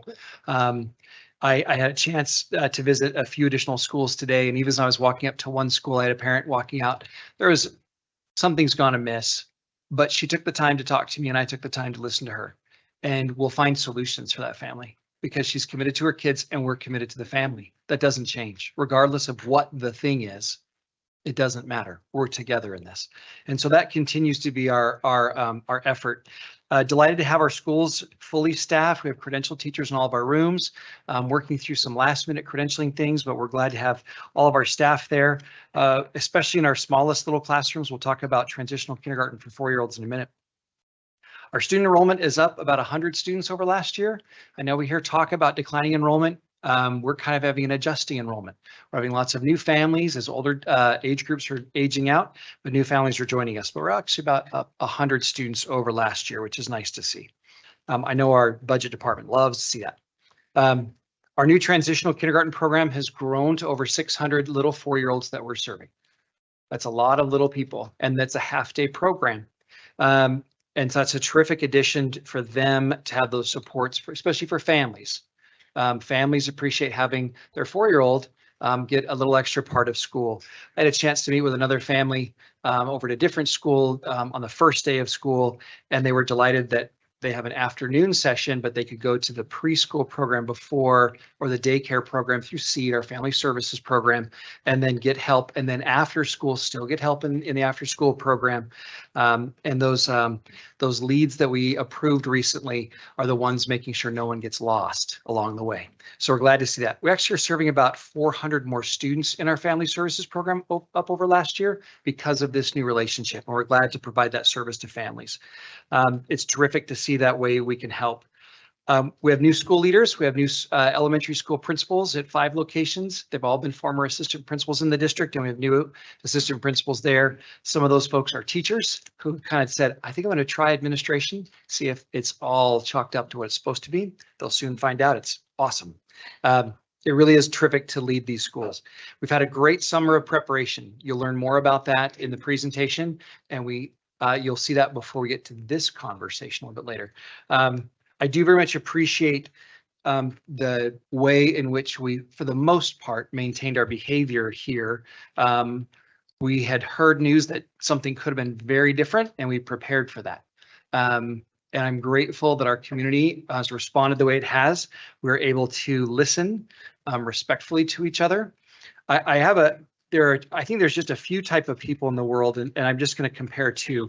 There are people who are agitators and people who are peacemakers. Some are trying to cause contention and others are seeking solutions. It's nice to hear that we at least have been able to be reasonable listeners for the most part and can learn from each other. We still are welcome to be set or have our own thoughts. That's one of the wonderful parts about this country. At the same time, it's also opportunity to listen to others and learn from others' experience, which might alter or adjust our thinking to find a new way. So I appreciate that. So thank you very much. And that concludes my comments. Ms. Dalt, would you like to give us a little report? I do not have a report at this moment. Can you sing a song? I would No. prefer not to. Thank you. Probably better than I can, I'm sure. Mrs. Vaughn. Okay, out of respect for everyone's time, I'm going to keep this brief and cut down a lot of what I was going to talk to you about. I'll bring it back next month. You can hear it then. I do want to recognize one of our students, Vista Murrieta High School student, Jordan Brooks. He's a member of the Golden Alliance marching band, and I've known him since he was a little kid. And he was recently asked over the summer to join the Carolina Crown. It's a drum and bugle corps world-class competitive group based out of Fort Mill, South Carolina, as one of the youngest members. He's a high school student. Typically, these are students who have graduated already and are doing this. They either go to college and then they work to do this, but they go all summer and they perform, and it is world class. And he was asked, shout out to his parents for turning this around in 48 hours. They got the call and he had to be there in 48 hours, get a suitcase, get him packed up, get him off on his own. And also a huge shout out to the staff at Vista Murrieta High School, because he won't be back to school until next Wednesday. And, when kids are absent from class, it's hard on the teachers because they have to catch them back up. And so I really want to shout out to the site admin and to his teachers, Mrs. Scallion, Mr. Fagan, Mr. Heppenstall, Mr. Wade, Senior Burgos, Chief Valentine, Lieutenant Colonel Harrison, Mr. Harper, and Mr. Larkins, who made this once in a lifetime opportunity happen. And if you think I focus all the time on Vista, I do, because one of my daughters graduated and I still have a kid there, and I know all these parents, so I see them, right? And so if you have a great thing happening, I'm saying this out to the recording, to everybody, if you have a great thing happening to your student anywhere in the district, you want to tell me about it, tell me about it. I'll talk about it. I'm happy to hear it. This is the kind of thing that really matters and we should be focusing on. Secondly, I don't know if Mrs. Stein and Mr. Burns are still in the room. There you go. I really appreciate the work you did on the cell phone policy. I know you guys were really frustrated. I have been very frustrated by this. I was frustrated before the pandemic and everything kind of went. I mean, people were using their cell phones to go to school during the pandemic, for heaven's sakes. But I was so proud of the way you approached it, finding a solution for your staff and your admin. Instead of just complaining about it, we get a lot of complainers, you guys. It gets exhausting. And I was so proud I was tickled to be asked to be a part of that.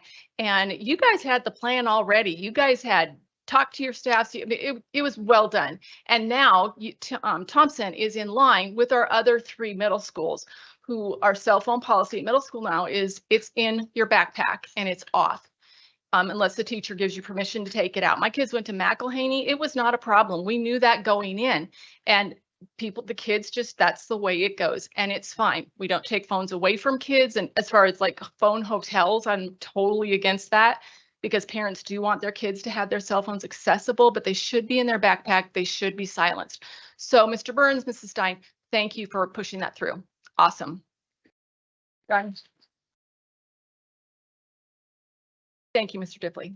Mr. Pardue, welcome. I'm just proud of Murrieta. You guys did a great job. And in the sake of time, I have nothing else to report. Thank you. Mrs. Young. Okay, I'll try to keep it brief. So I did attend the administrative luncheon on July 28th. A few of the people in this room were there. I found the event very worthwhile and informative. We got the big picture of things that are going to be worked on in this district. I got to meet some employees I hadn't met before, was able to talk to some that I already knew. I just thought it was a great format for people interacting with each other. for people from different sites and different positions, trading perspectives. I'm also a volunteer at Santa Rosa Plateau. There is a reason I'm bringing this up. So I was a volunteer at their music tribute band fundraiser on Saturday. They had the Bee Gees there, and those guys had the vocals nailed. Well, one of the major reasons that Santa Rosa Plateau does fundraisers is they have a third grade program. 10,000 third graders go to the plateau every year, and I'm going to be a volunteer for their third grade program. So I'll be telling you more about it. I also went to the Rotary Club luncheon this Monday. The Rotary Club really supports this school district. It's really a wonderful organization. I'm sure a lot of you are familiar with it. They are devoted to public service, and they just give back to the community in countless ways. Murrieta's mayor, Lisa DeForest, was the guest speaker at this lunch, and I think we all know that this school district is the #1 ranked district in Riverside County. Well, the city of Murrieta has its act together as well, as I'm sure most of you know. One thing that she talked about that I thought was really interesting is Murrieta has something called the Murrieta Innovation Center. And what it is an incubator for biotech startups. And they are incubating 14 medical technology-based businesses right now. And I think that's awesome. It advances science. It brings good jobs. Sorry, there's a fly around me. It brings good jobs to the city, and it could be something for students, to work in this community. So, people move to Murrieta for the school district. This is a very safe city. It's #3 in the United States. And also the public and private services. So I do plan on being more involved. I like to visit more school sites, go to more events. If people want to invite me to their events, please do. I will try to come. And I do want to welcome back all the students who just started school. And I do have, I don't know when the appropriate time is, but Tony Thurman sent us a message that I want to read either now or maybe during our comments. Oh, read it now. You want me to read it now? I'm thrilled to death to hear. Okay. Let me read it. And I assume most of you know he's sorry, this fly is attached to me. Okay. It's directed especially to you, Mr. Dipley. It says, "Dear colleagues, I'm writing to you regarding an item you will be discussing this evening that could create a safety risk for LGBTQ+ students. Specifically, a policy that could force your school employees to put students who identify as LGBTQ at risk. I respectfully request that you withdraw this item from discussion and reconsider this misguided approach. I am a parent of public school students, and I proudly served as an elected public school board trustee. I believe in the rights of parents to be a part of the school community and involved in what students learn in school. I respect the rights of school districts to make decisions and implement policies that meet the unique needs of those served by their communities. However, I do not believe that local control extends the right to enact policies that could be harmful to our students or create safety risks for them in their homes or communities. Many of our laws and traditions speak to the privacy rights of all Californians, including public school students. Unfortunately, many LGBTQ+ students are in situations where they could encounter harm or abuse even in their own homes if their sexual orientation or gender identity is disclosed before they are ready. Sadly, nearly half of LGBTQ+ students in our state have considered suicide. A policy such as the one proposed to be discussed could be harmful to these students. As we speak, other districts that have pursued such policies find themselves under investigation by the California Attorney General's Office for potential civil rights violations. I urge you to protect and preserve the well-being of your students and prevent your district from experiencing any unnecessary potential liability or scrutiny. Fundamentally, these are important conversations that families, students, and their parents together should decide when and how to have. It is not the role of the school district or school employees to make that determination for them. Please give me a call so that we may discuss this matter further and explore better ways to support students and their families. Your district is recognized for so many programs to promote academic achievement and social development of your students. I look forward when we can engage in conversations about how to best promote health, well-being, and success of our students. Okay. So Thank you. you sent it after the meeting started. I'm honored to, have the state spell my name correctly. It's totally spelled correctly. Yeah. Okay. Any further comments, Ms. Young? No, that's it. That's That's Okay. it. Yeah. Thank you. Mrs. Vandegrift. Hello, everyone. Thanks for coming and spending so much time telling us your thoughts. I guess I would just, I won't say what I was going to say, just in the interest of time. I guess I would like to, since we've had the pleasure of having the state superintendent of public instruction come to our meeting, I guess I would like to ask him to comment on how much of an expert he may consider himself on the travails of the detransitioners and the desisters. I would love to hear his opinion on that. Thank you.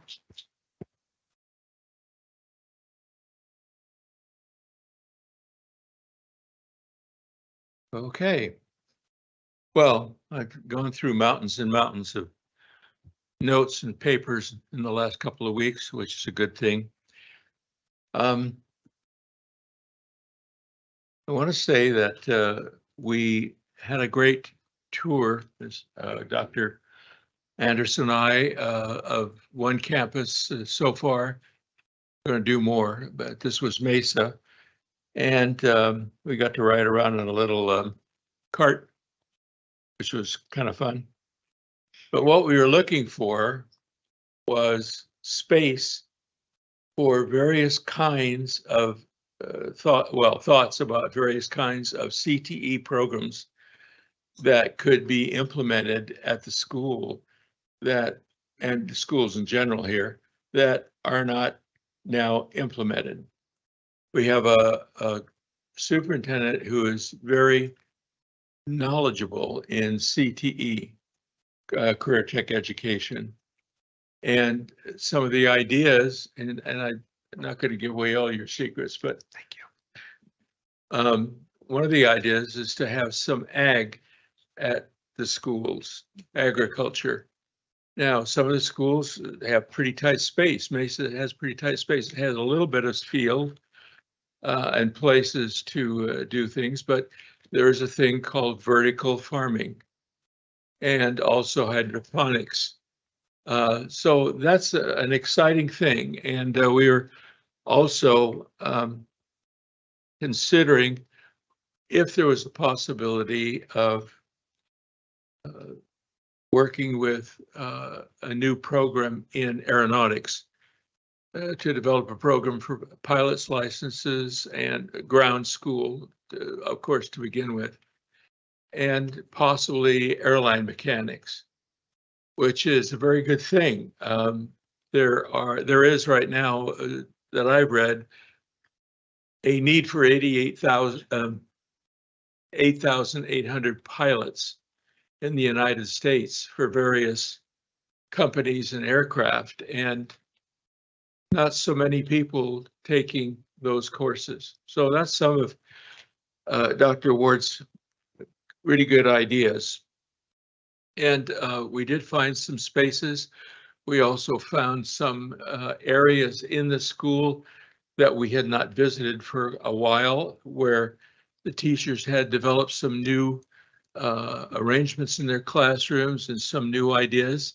And that was exciting too. Being a former teacher, it's always nice to see other teachers' innovations and what they can do to improve the delivery of their messages. So that was an exciting thing, and we intend to do that on more campuses. Even maybe, well, I won't even mention that. That'll be another time. There were questions about this item that we're going to vote on, and the questions are, why on earth are we doing this? This is not the thing to do. It's not. What do you know about this item, and so forth and so on. It isn't by any means an attack, nor do we want it to be an attack on the LGBTQ community. I've worked with a homosexual organization out of their office for the last 45 years, longer than a lot of you have been alive. I'm familiar with the culture, and I do not bring it down at all. And you can shake your head all you want, but that's the truth. Quiet, please. However, to me, the importance of the bond between student and family, mother and father, is paramount. It supersedes anything else in school. Now, yes, I agree that there are some parents. Quiet, please. There are some parents who may beat their kids, spank their kids, ignore their kids. I got a very touching letter from a parent who I will not name, but a parent who has children in the school right now, pointing out that being ejected from your home and family by your family is a heart-wrenching thing, and I agree. Her problem, it was a big one. She had pink hair and torn jeans, and she was kicked out for that. So those are things that, and I feel for her, I really do, because the adaptation going into something else besides where do I live and what do I do and how am I going to handle this is a big deal. I feel that the connection that is in this item is important. Now, we're not the number one drivers of experience with this phenomena by any means. The United States is way behind. The studies are way behind. For example, in Finland, the first thing that they say, and this is from the 2020 Council for Choices in Healthcare in Finland by Palko/Cohere, medical methods for dysphoria related to gender variance in minors. No medical treatment for gender dysphoria is evidence-based. Gender reassignment on minors is experimental. Gender reassignment does not alleviate comorbid mental health issues. In other words, other mental health issues that the persons may have. Hormone therapy can interfere with an adolescent's natural process of identity development. And that includes puberty blockers, and things of that sort. Let me read you just a couple of things. I'm sorry to take up your time, but I think it's important. There are 61 side effects of puberty blockers, which are given out in some cases like candy. No. Quiet, please. Come on. Each board I member was is allowed. quiet for you. please give me the same consideration.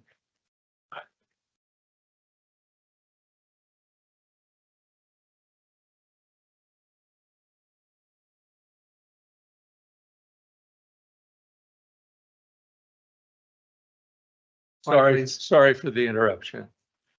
Just a couple of the side effects of puberty blockers, which is the start of many things. Increased risk of osteoporosis, increased risk of heart attack and heart disease, increased risk of stroke, increased risk of suicide, increased possibility of depression, penile shortening, infertility, vaginal bleeding, arteriosclerosis, lowered intelligence and IQ, memory loss, risk of autoimmune disease. Those are just some of the side effects. We're still in the experimental stages. I could read the side effects of testosterone given to women and estrogen given to men, but I won't. What I'm trying to get to, and I'll finish with the Finland thing, they have decided that minors are not permitted surgical intervention, period. That's a countrywide decision.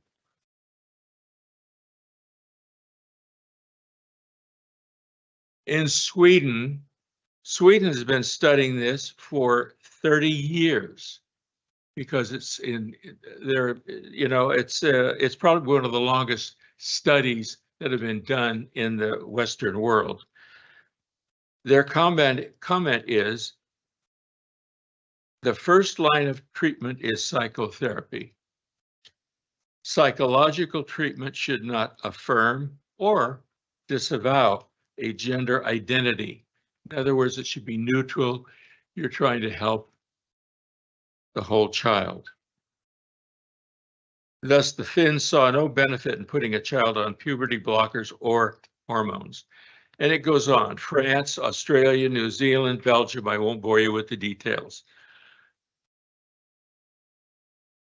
But I really feel that as a parent with a great child, took us 10 years to get her. We always thought it was in the water, but it was something else. Actually, sacrament water, but never mind. It's in there. I know what it's like to be a parent, and I know the agony that you go through. I know the worry that you go through. But it's for each of us, it's a separate kind of thing, but it's a real thing. And I feel that I really dislike the word outing the child. You are supposed to be in contact with the teachers and the teachers in contact with you about anything that has to do outside of the normal teaching day.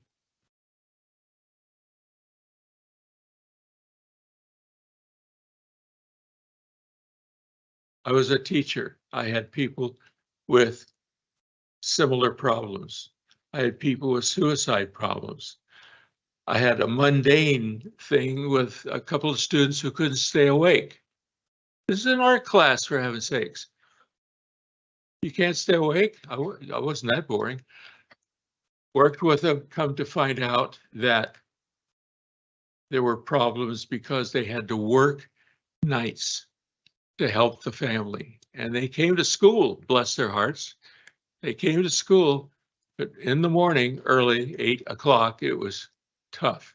And they just sort of nodded off. We got that problem solved.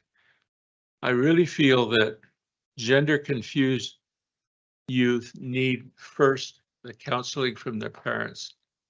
Yes, there'll be a couple of parents that are going to explode. I understand that. There are parents that will explode for lots of different things. You didn't make the baseball team, whack. You couldn't do this, you couldn't do that. What's wrong with you?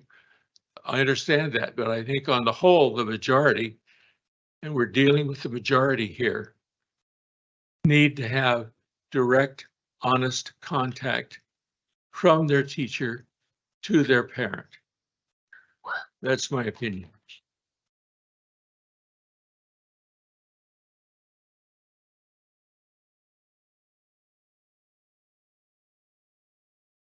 Now, if I can find the thing here.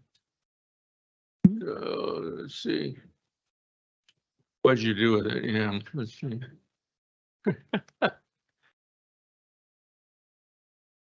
Yeah, here they are. Okay, good. Problem solved. We're on E4, which is employee organization reports. We have a couple of terrific employee organizations, Murrieta Education Association and CSEA, the people who do all the other work on campuses, do the grounds, which are so gorgeous. We were on the grounds and I couldn't see a blade of grass out of place. And Kimberly Benin-Shevlin, President, could you address this, please? Tell us what the teachers are doing besides trying to get a night's sleep for the first day of school. Good evening, Dr. Andrus, members of the board, and guests. Yesterday, we welcomed back students and teachers to our campuses. Our unwavering commitment to nurturing young minds and fostering a vibrant learning environment shines bright yet again. Today, we celebrate the power of education, but also embrace the opportunities that lie ahead as we continue to do what we do, shaping futures, inspiring dreams, and building a stronger foundation for generations to come. MEA recently finished negotiations on a memorandum of understanding, securing optimal working conditions for TK teachers while nurturing an enriching environment for our youngest learners. It took a committed group of TK teachers dedicated to making their students' entry into school life the best experience possible to make this happen. It also took the collaboration with the district and their willingness to talk to us about this. And we will be working with the district on kindergarten issues soon. We are deeply committed to the success of every student, and students are at the center of everything that we do. While we still long for the day when our family, friends, and colleagues who are educators do not need to post lists on social media or beg on donors' shoes to supply their classrooms, we are not there yet. Last week, we welcomed more than 50 new educators to the MVUSD team at the new teacher immersion training. Many of our educators are what are called quote unquote legacies. I think Dr. Andrus might have coined that phrase. I borrowed it from a teacher who's a legacy teacher. Okay, meaning that they themselves attended MVUSD schools and have returned to teach in them now. We would like to make them aware, these newest CTA members, of a $300 classroom setup grant. And that's for our newest members to help them with some of that cost. In conclusion, let us remember that the journey of education is one of shared responsibility, collaboration, and unyielding dedication. We approach this back to school season with renewed vigor, knowing that our efforts as educators are instrumental in molding a generation of thinkers, dreamers, and leaders. We're looking forward to a great year for our educators and students. Thank you. Thank you. Can I ask you a question? Sure. Could you expand just a couple of examples of things that you still are unable, the teachers are still unable to provide for their classrooms? Okay, so most teachers, I'm sorry. Most teachers want to have a class set. So now we have, between 25 and 35 students in a classroom. Teachers don't often wait to have those classroom supplies brought in by the parents. Most of that, they like to have that on the first day so that everybody has the same box of crayons, so that everybody has the same pair of scissors, everybody has the same thing, so that everybody has. So a lot of that is the cost. It's a lot of consumables. The TK teachers were talking about wiki sticks that they buy I don't even know, Play-Doh by the crate. Things that you and I might not think about, but it costs a lot of money to stock a classroom. And I've done it myself, and a lot of it comes out of the teachers' pockets. Yes, it does. Or they make lists on Amazon or Donors And Choose. hope that people will read those lists and donate. I hope we can get to a point soon that can be solved with enough monies from the district and the state. Because I've been teaching for 34 years, another, I don't know, 48 years total. And it's the same story over and over and over again. And it should not be. You should be able to start a classroom with everything that you need. And we're not talking about big money, but it's big money when it comes out of a teacher's pocket. Maybe we could text Tony Thurman. We got him right here. He might be able to help us out.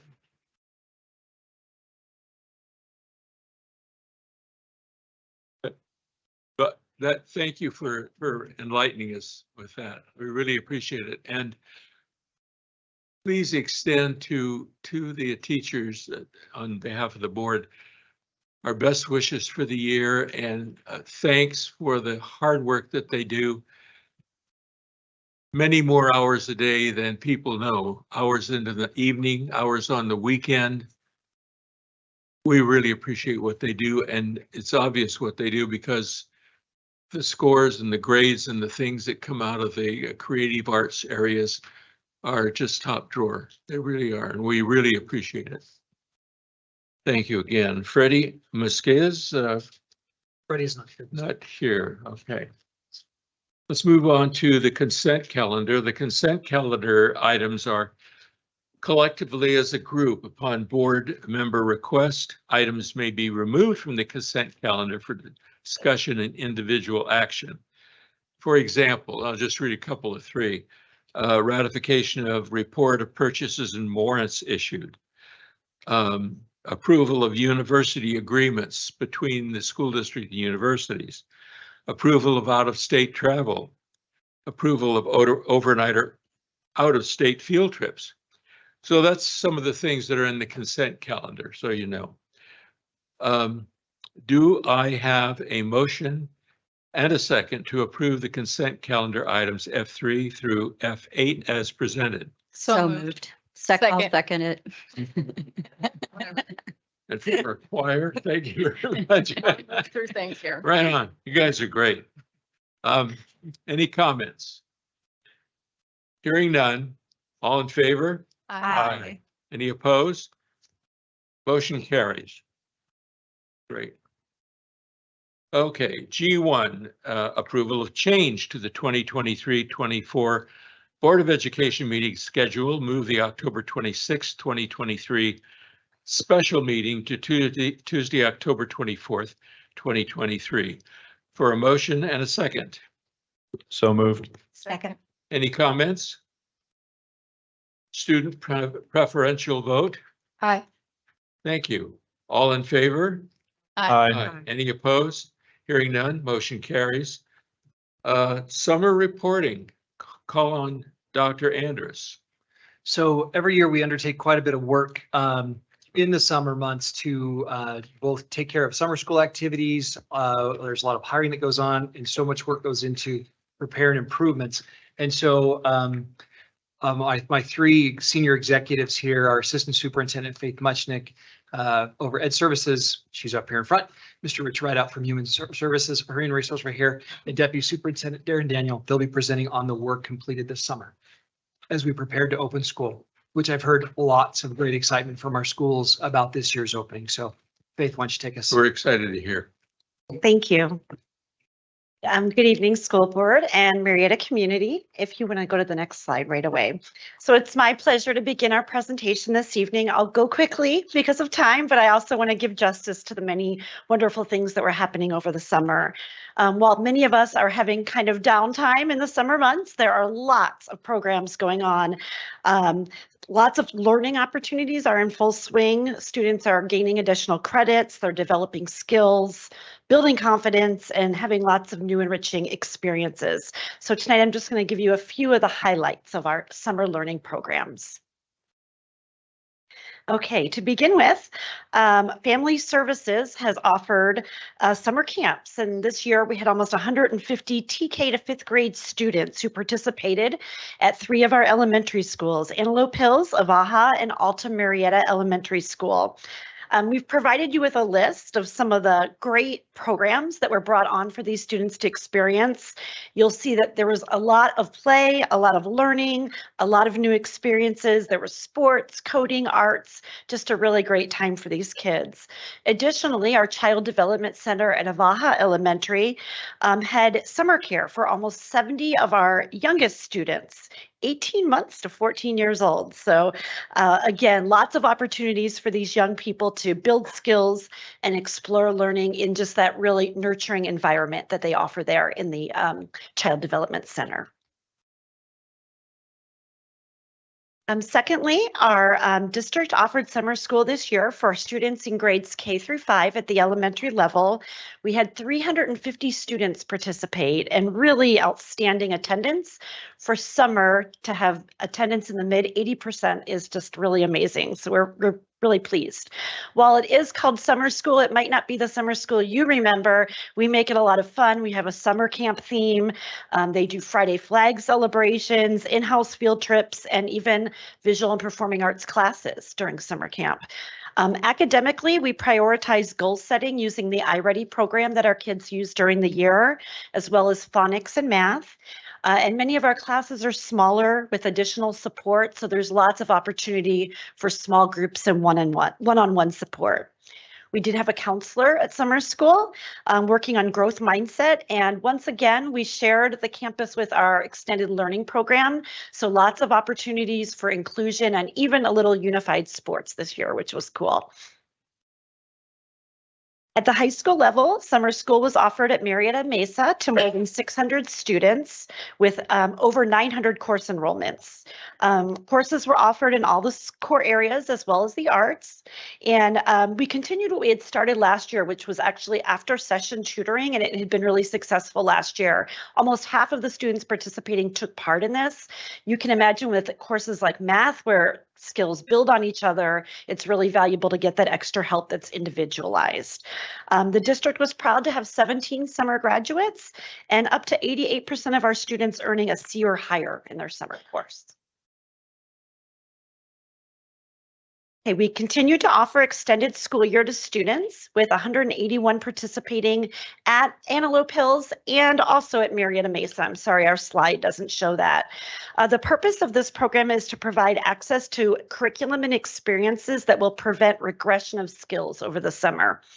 Again, this was the second year that we offered it at Antelope Hills with our general ed summer school. And it's just really optimal because there's just inclusion happening everywhere with all the activities. In addition, we had ESY students receive support from the behavioral health team, as well as related service providers based on their IEP goals. And then I also wanted to share that we started a new program this year called Jumpstart SEL. It's a new social emotional camp for 4th through 8th graders. Both general ed and special education students participated and worked on things like self-management and how to express when we're having hard, challenging feelings.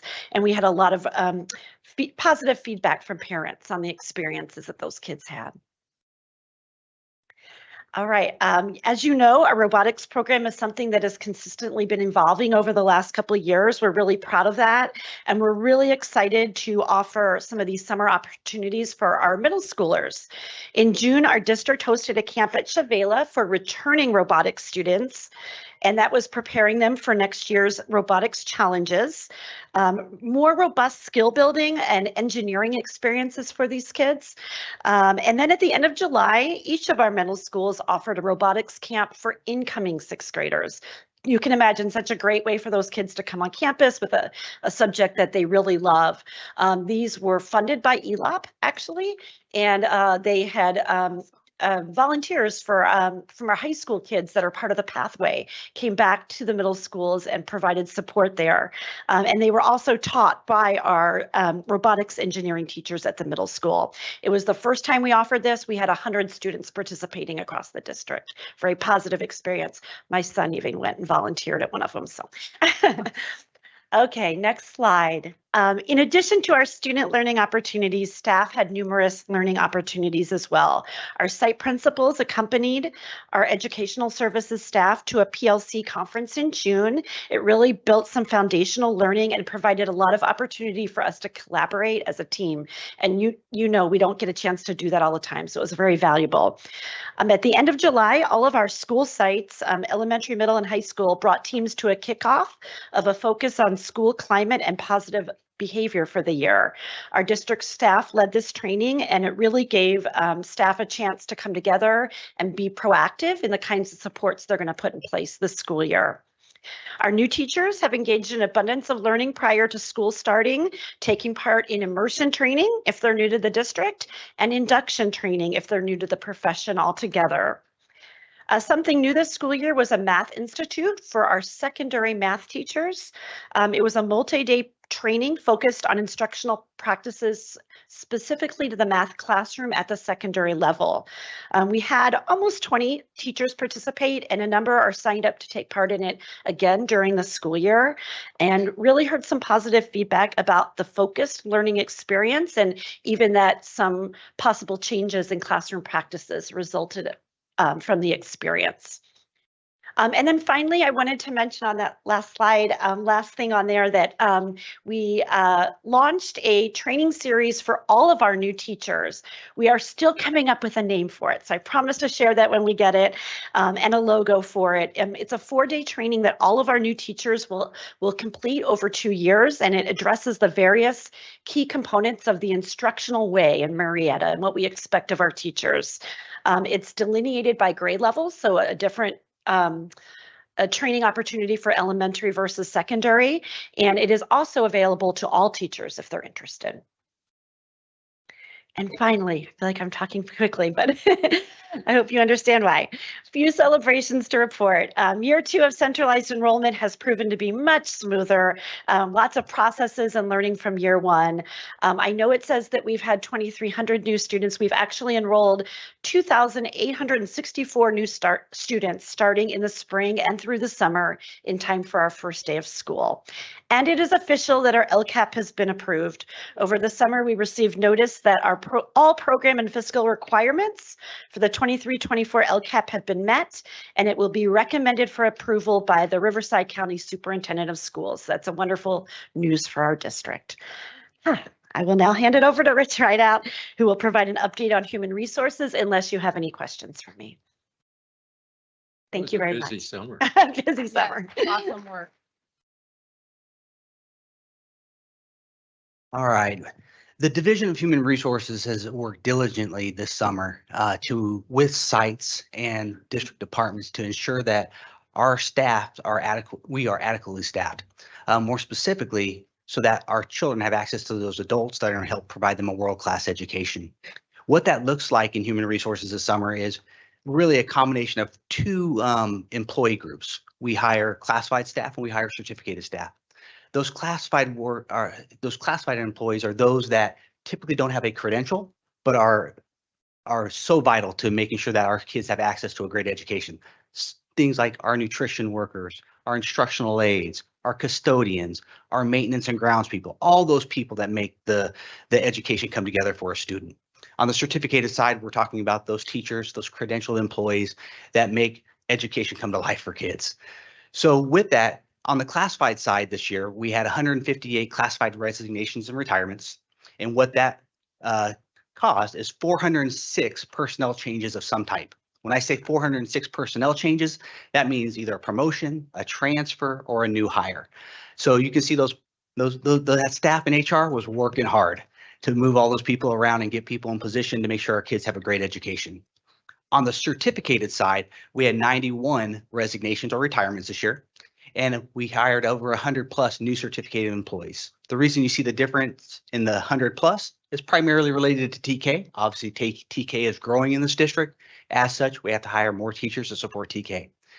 And because of that movement, we had 50+ employees that were able to transfer or gain promotions out of that movement. Our substitute workforce is another area that's continued to boom in the last couple of years. So as of right now, we have 700+ classified and certificated substitutes, new and returning. These are people that are vital for everyday operations. We don't ever give them enough credit, but they are the people that show up when a teacher needs a day off for some reason, somebody can't be at work, a nutrition worker for some reason can't be there to serve that food. These people show up and serve our students in great ways. So great work for getting that many people hired, because it's probably our highest number ever in terms of substitute employees that are employed. Lastly, we've already begun our process for professional development for the district. We've had some leadership workshops, administrative support staff in service, operations training, and then every employee, classified, certificated, or substitute has taken part in some part of employee orientation. That's to get them acclimated to the Murrieta way, get them acclimated to what our expectations are with our students, and we've been able to provide that for each and every new employee that's come on board. And what's not listed on here is the great work that's happened this summer in providing with our associations, MEA and CSEA. We've been able to actually create some MOUs that provide optimal conditions for our students to learn. Some movement with transportation to make sure that our bus drivers are highly trained and there and ready for kids. And so a lot of great work that's happened there as well. With that being said, you'll hear more on professional development in upcoming weeks, but that's where we're at so far. Question? Fire away. Just as a matter of curiosity, what is the daily pay now for substitute teachers? Well, you just approved an increase. So that went up and it's in the it's 170 some odd. You'll have to bear with me on the exact number. And that's for the daily rate. And then there is an increase also to the long-term rate. And then our special ed is up about 214 for special ed teachers. Gee, thank you. You got it. Great. And I will turn it over to Mr. Daniels. Good evening, all. I'll be brief, not more than an hour or so. No, it's my privilege this evening to give you a facilities updates that really encompasses not only just facilities, but maintenance and operations and grounds. And I'd be remiss if I didn't include the business services department in that, because for every job and every project that we have, there's a bill, a contract, or a purchase order that goes along with it. And so without business services, we don't get to go. And so most of our school sites are shut down for the summer. Our operations teams seize upon these long days to really take advantage of getting our schools prepared for the opening. Our custodial teams typically deep clean every classroom over the summer. Facility teams lead our outside contractors and builders. Our grounds groups and maintenance groups are refreshing, repairing areas in need.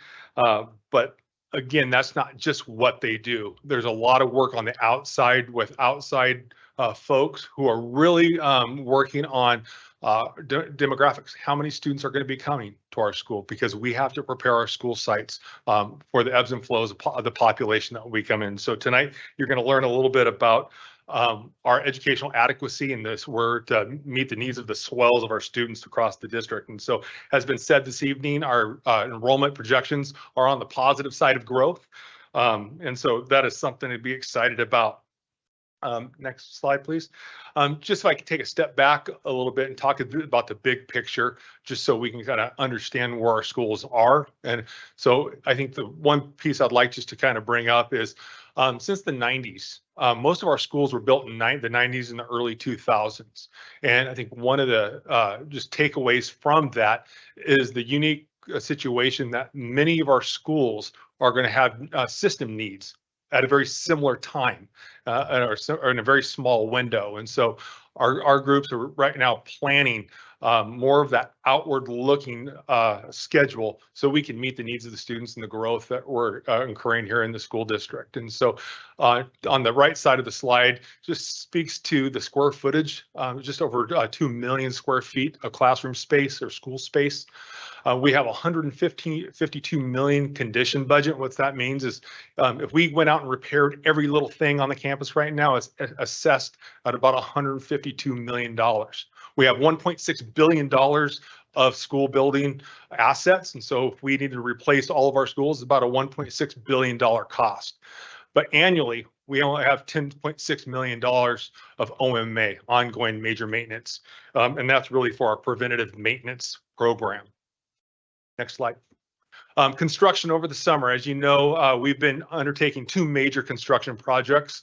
Alta Murrieta, we're converting an existing pod to a student support center, and that's that bottom picture. This was taken a few days ago, so if you walked in there today, all insulated and sheetrock is all up, and so we're moving forward. That should be done early October.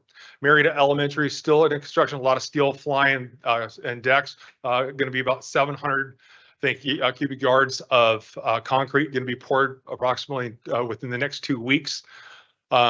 Murrieta Mesa High School, we had stadium stairs and a path of travel that connects the bottom fields, athletic fields, up to the stadium, so our kids can transition, don't have to walk through planters. Rail Ranch, a concrete path of travel from the classroom spaces, so our kids with special needs, maybe they're in a wheelchair or experiencing a mobility issue, can easily navigate a concrete path to the track. Murrieta Valley High School, Mr. Pardue will be excited to see the gym is finally done. We tested that, flooded it, and it was successful. So we look forward to the winter. That can be further tested. Thompson Middle School, because of growth, we're moving students. Our student population is increasing there, so we've had to make some adjustments at Thompson to remodel a couple spaces, take away a computer lab to ensure we have adequate classroom space for our teachers. And lastly, Vista Murrieta High School, we with the growth across the street in that new shopping center, once upon a time at Clinton Keith, there was never a crosswalk, but as they built the shopping center, the city put in a crosswalk that went right into oncoming traffic. And so we were able to complete a pedestrian walkway across Clinton Keith onto Bronco Way. So there's a safe ingress egress for pedestrians there. That was a project, took a little bit of time, but it's done, and it's also landscaped. Just to add on a few notable projects here, I won't go through everything. Julie, you're on the next slide. I've listed a few other items.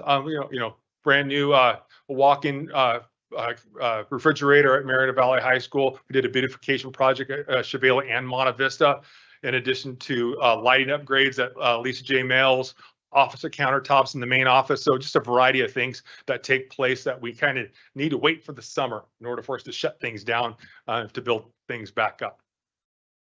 Next slide.